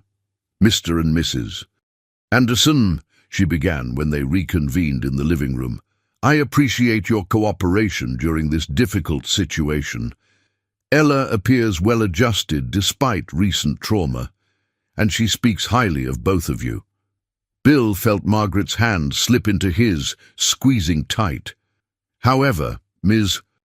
Patel continued, I must emphasize that custody determinations aren't made overnight. Even with a positive DNA result, there's a process, background checks, home studies, court hearings. Typically, a child would remain in foster care during this process.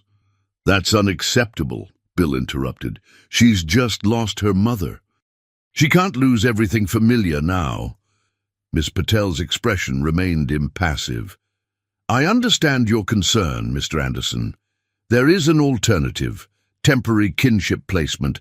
Since you're claiming paternity and given the unusual circumstances, I could recommend that Ella remain with you while the process unfolds. But there would be conditions. Name them, Bill said immediately. Supervised visits, continued therapy for Ella with our approved counselor, parenting classes for both of you, and regular check-ins with my office. She fixed them with a stern gaze. And absolute cooperation with the court. No attempting to expedite the process through financial influence or political connections.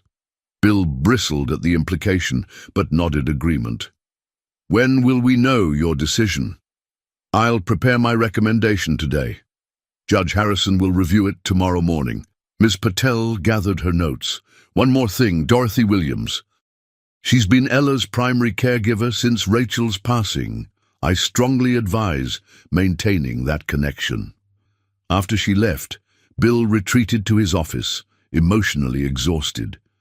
The DNA results wouldn't be ready until tomorrow, but he already knew what they would show. He had spent the night reading Rachel's letters, 8 years of updates, hopes, disappointments, and finally, forgiveness.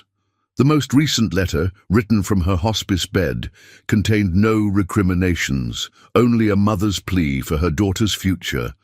I never wanted your money, Rachel had written in fragile script. But Ella deserves to know her father, and perhaps you're finally ready to know your daughter. I forgive you, Bill. I hope someday you'll forgive yourself. Margaret had slept in the guest room, keeping vigil with Ella, as if afraid the child might disappear. When Bill emerged from his study after Ms. Patel's departure, he found his wife in the kitchen, teaching Ella how to make French toast. The reporters found Dorothy's apartment, he announced. It's not safe for her to go back there. Margaret nodded, unsurprised. I've already spoken to her. She'll stay with her sister in New Jersey until things calm down. I've arranged a car. Bill watched as his wife efficiently managed this crisis, the same calm competence she brought to their shared life. Margaret had always been his perfect partner, complementing his vision with her practicality. They had been a power couple, Manhattan royalty. Now he wondered if their childless state had been a blessing in disguise. What kind of father would he have been when he could so easily dismiss a child's existence? Mr. Anderson?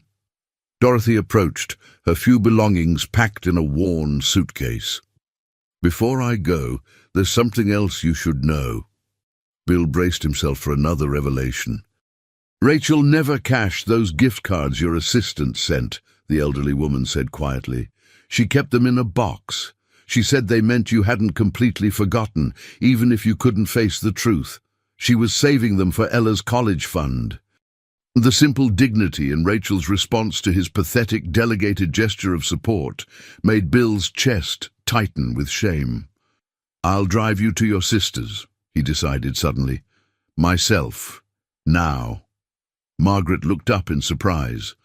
"Bill, there are reporters everywhere." "Good," he said firmly. "Let them see me taking responsibility." It's about time someone did. The formal dining room of the Anderson penthouse had hosted senators, CEOs, and once, briefly, a European prince. Tonight, it held a more intimate gathering. Bill, Margaret, Ella, and Thomas Bennett, family attorney extraordinaire who had arrived with a stack of documents and a carefully neutral expression. "The DNA results are conclusive," Thomas said, sliding a paper across the table. 99.9997% probability of paternity. Though expected, the confirmation hit Bill with surprising force. There was a difference between suspecting and knowing, between possibility and irrefutable fact. "Judge Harrison has reviewed Ms. Patel's recommendation," Thomas continued. "She's approved temporary placement with you while the formal custody process proceeds. There will be supervised visits twice weekly, mandatory parenting classes, and a full home study in 30 days. "How long until permanent custody?" Margaret asked. Thomas's expression was carefully measured. 3 to 6 months, assuming everything goes smoothly. Family court moves at its own pace, even for billionaires." Ella sat quietly, legs swinging beneath the table, attention divided between the adult conversation and the elaborate dessert Margaret had served. Chocolate mousse in crystal dishes that had been a wedding gift from Margaret's grandmother. "What about school?" Margaret asked, ever practical. "Her current school year has been disrupted already." "I can arrange private tutors until fall," Thomas suggested. "Then perhaps Westfield Academy? They've accepted Anderson Foundation donations for years." Bill watched Ella carefully scrape her dessert dish, using the same methodical approach he applied to complex problems. "Ella, what do you think about all this? About staying here with us?" The child looked up, her face serious. "Dorothy can't take care of me. Her hands hurt too much for cooking, and her apartment is too small. And Mom said—" Her voice wavered slightly. "Mom said you were my father, and that's where I belong. Do you want to stay with us?" Margaret clarified gently. Ella considered the question with surprising thoughtfulness for a 7-year-old. "I miss my mom, and our apartment, and Mrs. Garcia's cats, and Pastor Jim's stories." Her voice caught slightly. "But I like it here too.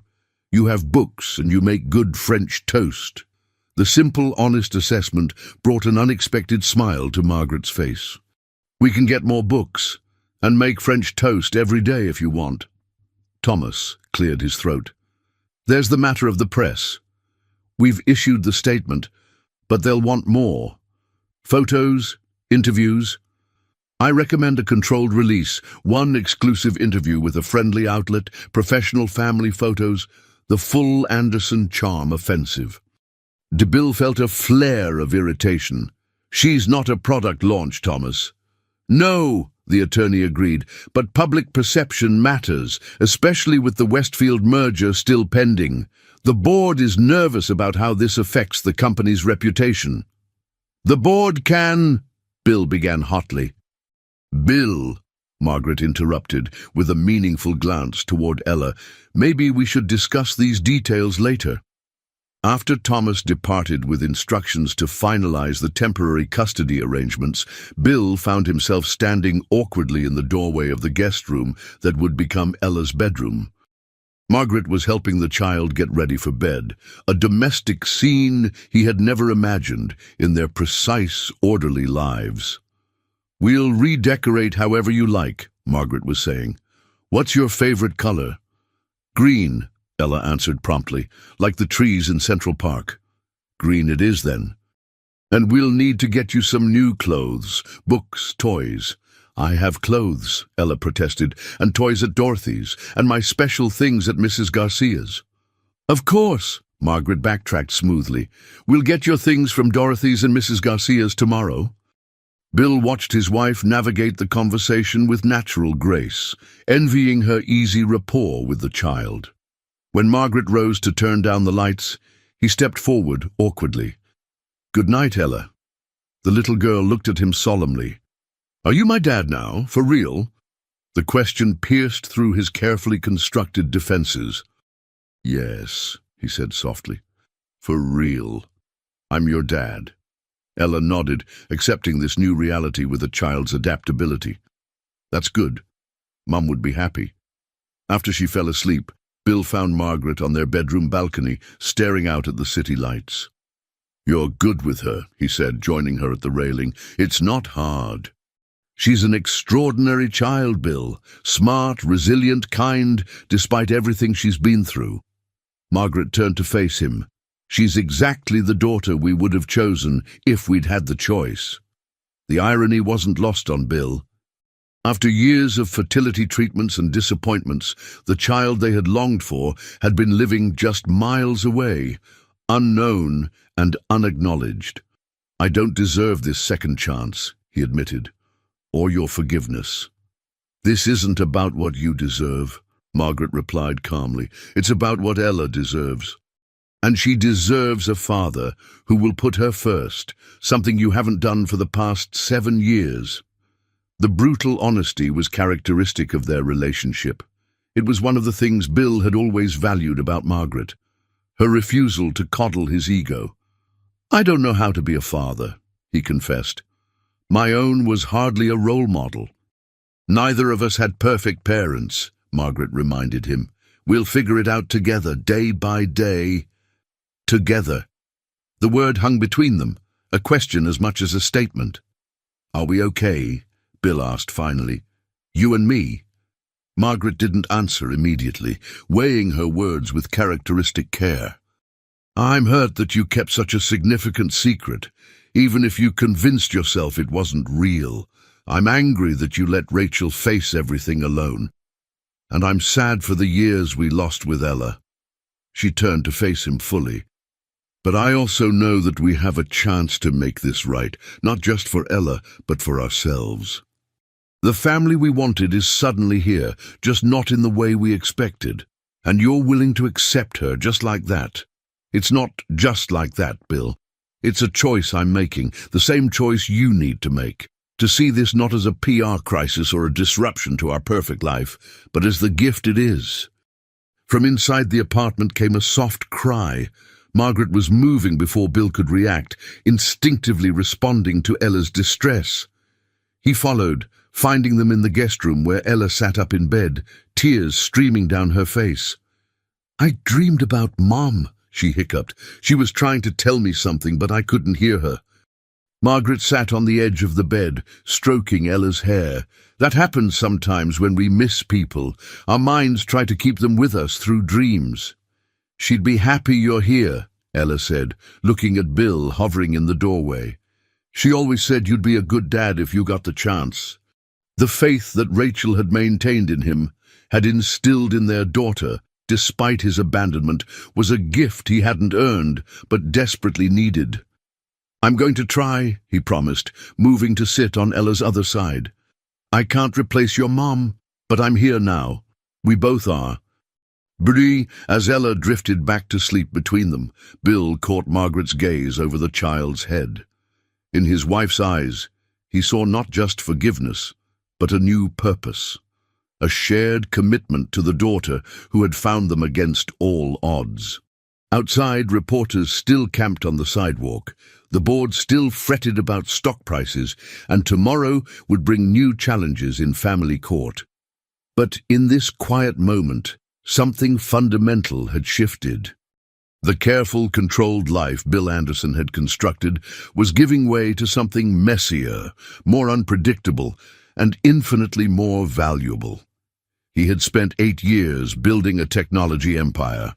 Now it was time to build something far more important, a family.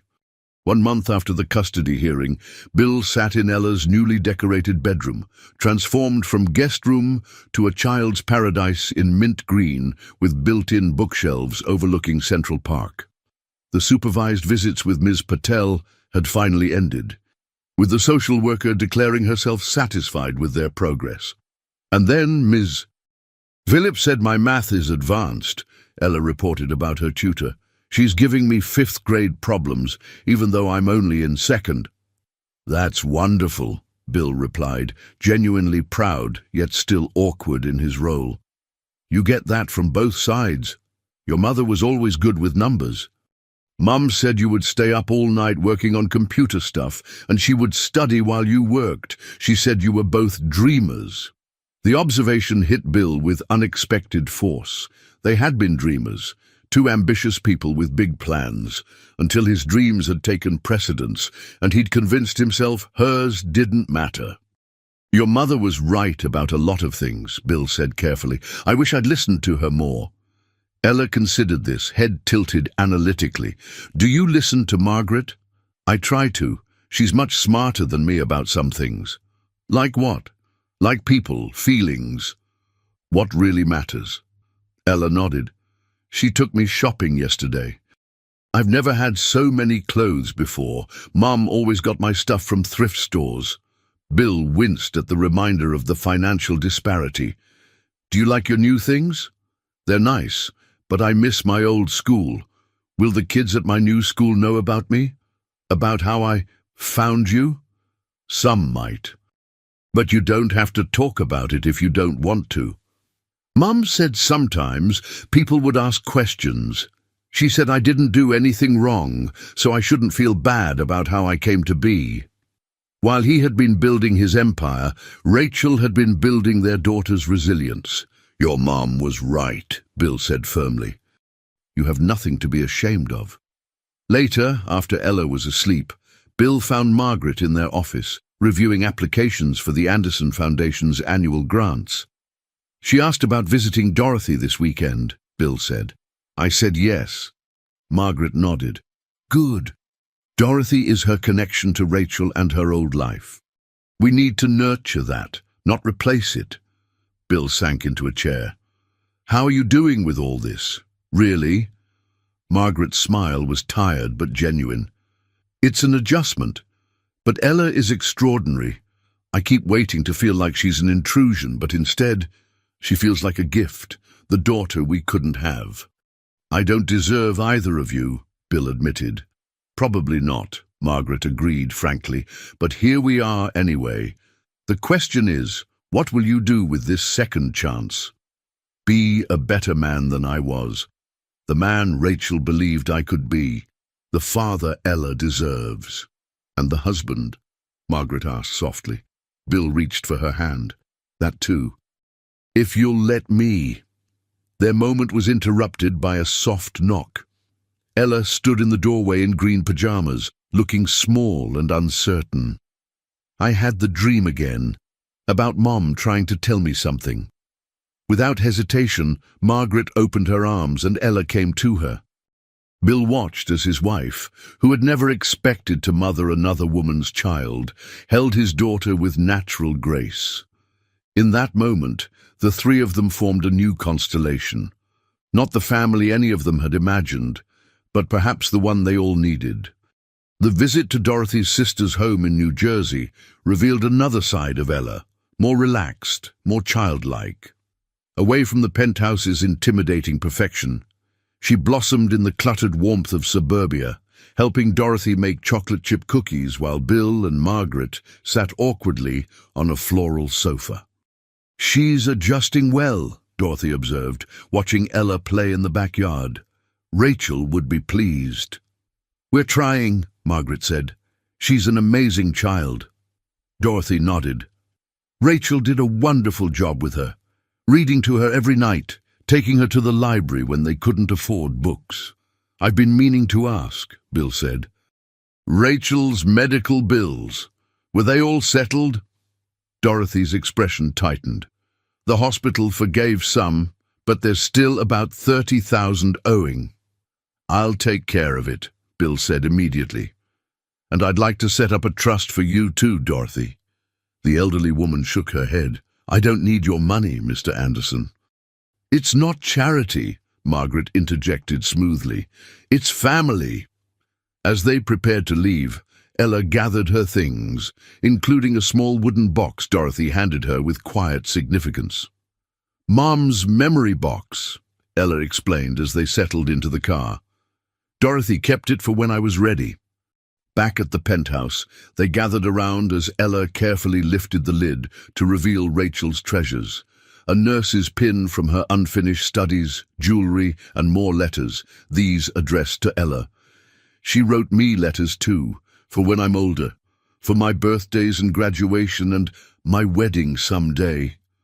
Margaret blinked rapidly, fighting tears. What a beautiful gift. Inside a small velvet pouch was a silver locket containing photos of Rachel and Bill. She always wanted me to have both of you with me, Ella whispered. Can I wear it? Of course you can, Bill said, his voice rough with emotion. It's more valuable than anything in our safe. Later, Margaret showed Ella their wedding album. That's Uncle Robert, she said, pointing to Bill's estranged brother. You haven't met him yet.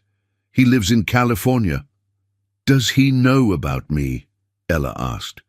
The question highlighted another complication. His extended family still didn't know about Ella. Not yet, Bill admitted. But they will soon. Maybe we should visit them in California. Could we go to Disneyland too? Ella asked with a child's enthusiasm. Mom always said we'd go someday. Yes, Bill said. We'll go to Disneyland and then visit Uncle Robert and Grandpa. That night Bill called his brother. Robert answered on the fourth ring, surprise evident in his voice.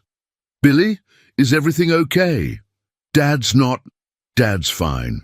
This is about something else, something I should have told you a long time ago. As Bill explained about Ella, the line went quiet. When Robert finally spoke, his voice was measured. You know what Mom would say about this, don't you? Bill closed his eyes. Their mother had been the family's moral compass. That I've been given a chance to be better than Dad was. To break the cycle. Exactly, Robert replied. Bring her out here. We want to meet her.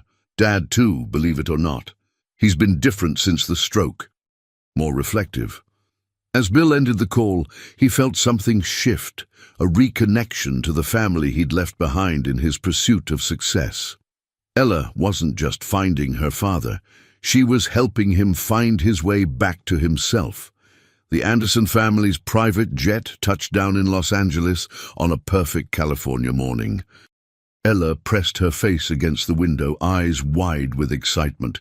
She had never flown before, certainly not on a luxury aircraft with her name embroidered on a special pillow, a surprise Margaret had arranged. Are we really staying near Cinderella's castle? Ella asked as they descended the airstairs. The hotel is inside Disneyland, Margaret explained. We can see the castle from our windows. Bill followed, carrying their minimal luggage. He was struck by how different Margaret seemed away from New York. More relaxed, her perfect composure softened into something warmer. Their first day at Disneyland unfolded like a dream for Ella, and a revelation for Bill. He had visited before for business, but never experienced it through a child's eyes. Ella's wonder at the simplest things, character meet and greets, parades, shaped ice cream, was contagious. By evening, Bill found himself wearing Mickey ears, carrying souvenirs, and genuinely enjoying himself more than he had in years. As they watched the fireworks, Ella perched on his shoulders. He caught Margaret's eye. "Thank you," he mouthed silently. She smiled, understanding. This trip had been her idea, not just Disneyland, but the family reunion to follow. Their hotel suite overlooked the illuminated castle. As they settled Ella for bed, surrounded by new stuffed Disney characters, Bill noticed her fingering Rachel's locket. "Did you have fun today?" he asked. Ella nodded, her expression suddenly serious. "I wish Mom could have seen it." Margaret sat beside them. "Your Mom is seeing it through you. And tomorrow, when we ride the teacups again, we'll think of her specially, okay?" Ella considered this, then nodded. "She would have liked you," she told Margaret. "She always said I should be brave and kind like her. You're like that too." The next morning, they drove to the assisted living facility in Malibu, where William Anderson Sr. resided. At 82, the former aerospace executive had survived 2 strokes, but retained his sharp mind and sharper tongue. Ella, dressed in her Disney dress with her locket prominently displayed, held tightly to Bill's hand as they were escorted to the Ocean View suite. Robert met them at the door, embracing his brother with genuine warmth despite their years of distance. Catherine had flown in from Seattle, bringing her teenage twins, who immediately took interest in their new young cousin. But it was William Sr.'s reaction that surprised everyone. The old man studied Ella with intense focus as she was introduced. "Come here, child," he commanded. "Let me look at you." Now, Ella approached without hesitation, standing before him with the same direct gaze she'd used when confronting Bill in the boardroom. "You have Marianne's eyes," the old man said, referring to his late wife. "And her backbone, too, I'd wager." To everyone's astonishment, he reached out a gnarled hand to touch Ella's face.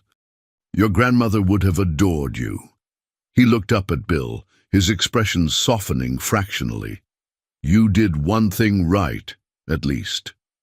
Coming from William Anderson Sr., it was as close to approval as anyone ever got. Ella's first day at Westfield Academy arrived with the crisp promise of fall. The prestigious private school had welcomed the Andersons' daughter with carefully concealed excitement. Having a billionaire's child enrolled was good for both reputation and endowment funds. "What if nobody likes me?" Ella asked, as their driver navigated Manhattan traffic. She wore the school's uniform, plaid skirt, navy blazer, and looked simultaneously younger and older than her 7 years. "They'll like you because you're you," Margaret assured her. At the school gates, they encountered what they'd been dreading: paparazzi. Despite legal warnings, a few photographers always managed to appear.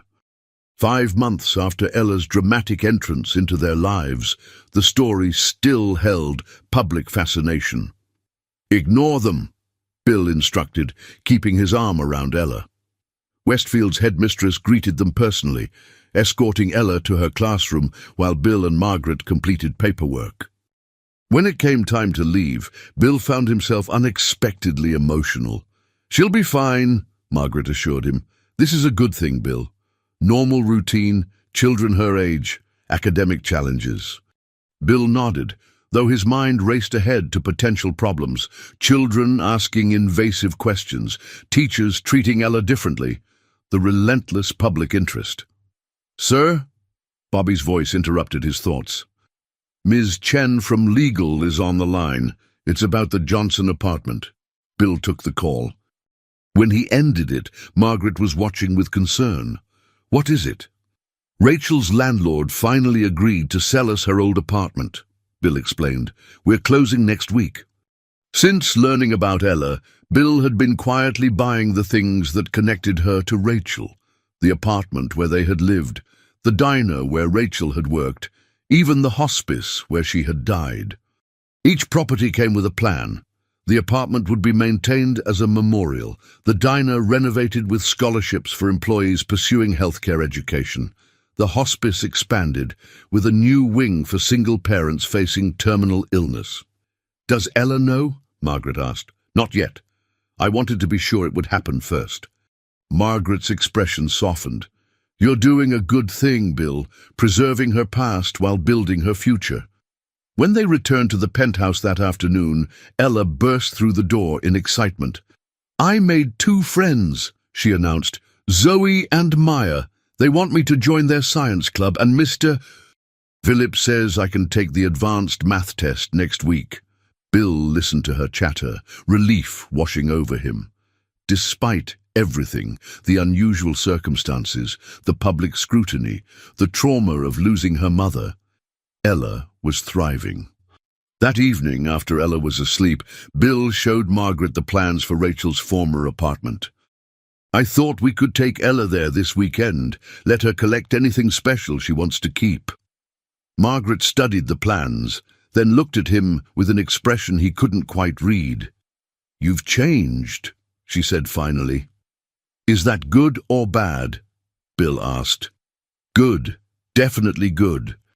6 months ago, you would have thrown money at this problem and delegated the emotional work. Now you're thinking about what Ella needs, not just financially, but emotionally.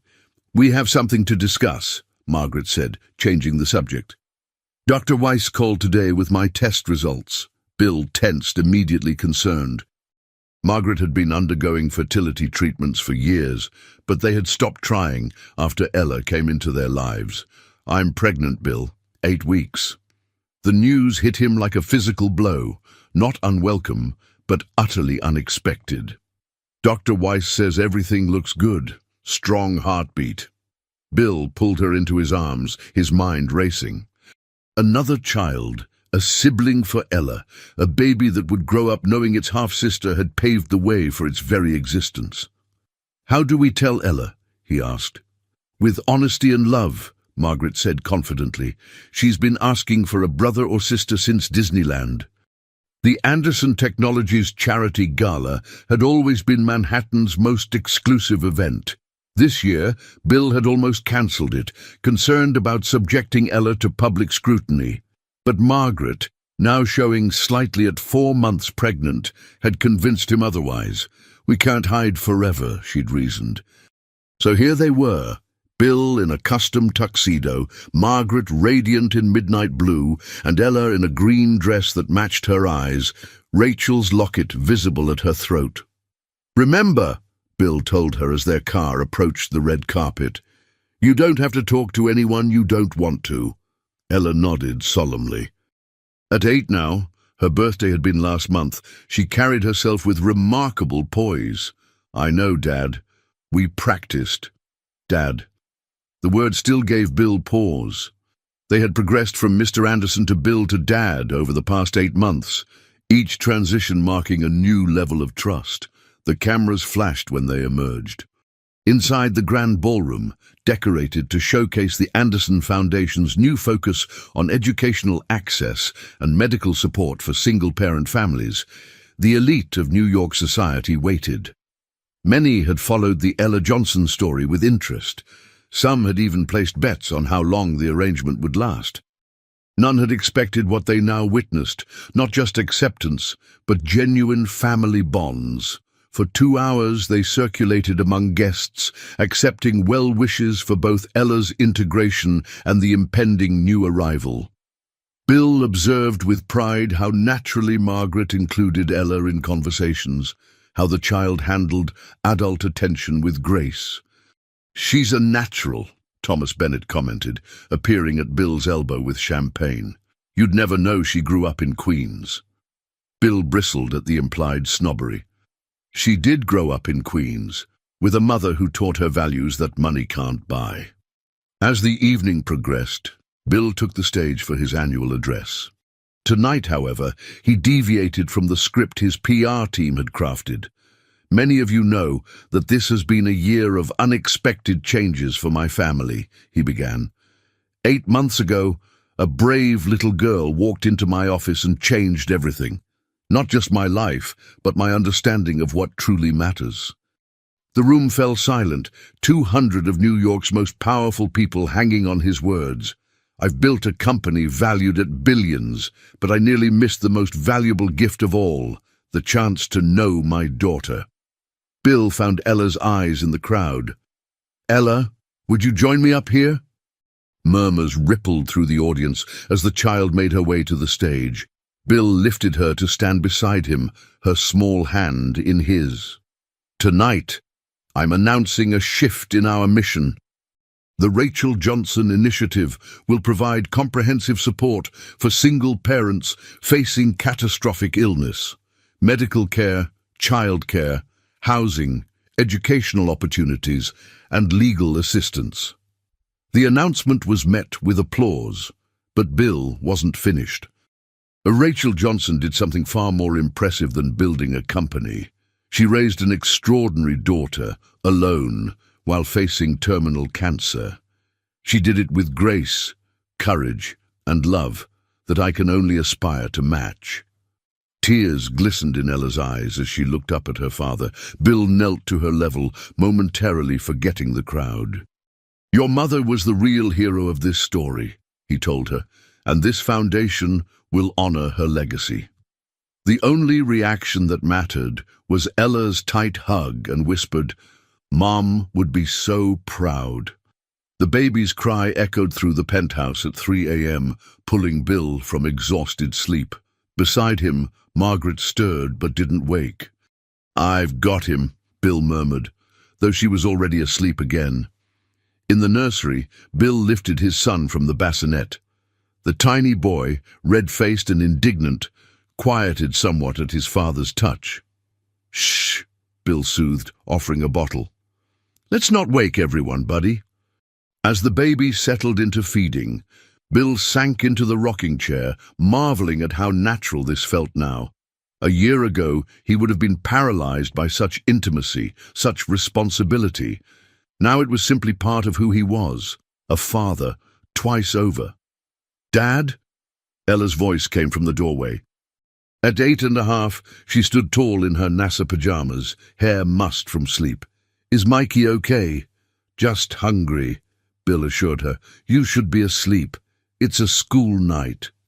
Ella padded into the room anyway, curling into the window seat beside the rocking chair. "I don't mind. I like watching you with him. I like watching." In the dim light, father and daughter shared a comfortable silence, broken only by the baby's soft sounds. "It's been a year," Bill said softly. "Since you found me." Ella nodded. 13 months and 6 days, she corrected with characteristic precision. "I was keeping track. Are you happy, Ella? With us? With everything?" "I'm happy," Ella confirmed. "Sometimes I still miss Mom, though, especially when I see you and Margaret with Mikey. Mom would have been a good grandma." "She would have been amazing," he agreed, "and she'd be so proud of you." "I know I am." Ella smiled thoughtfully. "Do you know why I decided to find you after Mom died?" Bill shook his head. "I found all her letters to you, the ones she never mailed." Ella's voice was matter-of-fact. "In one of them, she wrote that she never told you about me because she was afraid.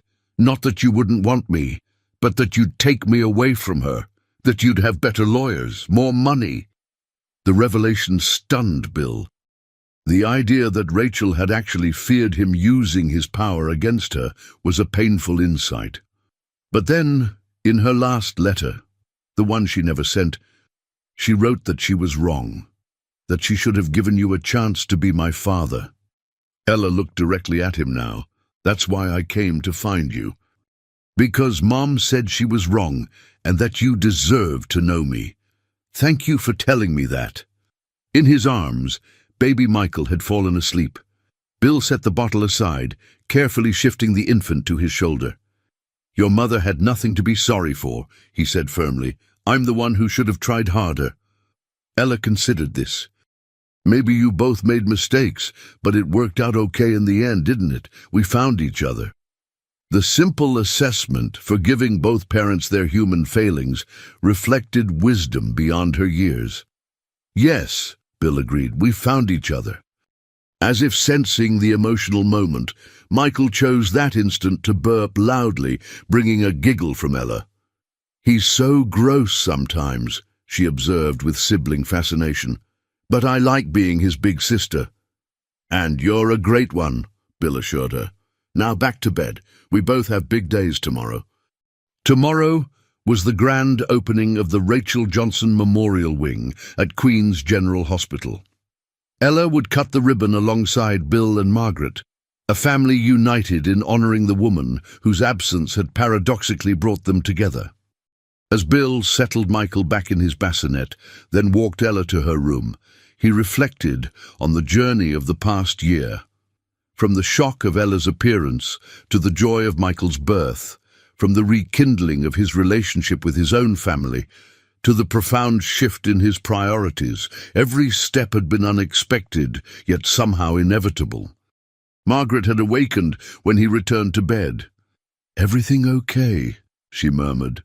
"Perfect," he replied, meaning it completely, for perhaps the first time in his life. "She changed us," Margaret observed sleepily. "That little girl from Queens." "For the better," Bill agreed, holding his wife close.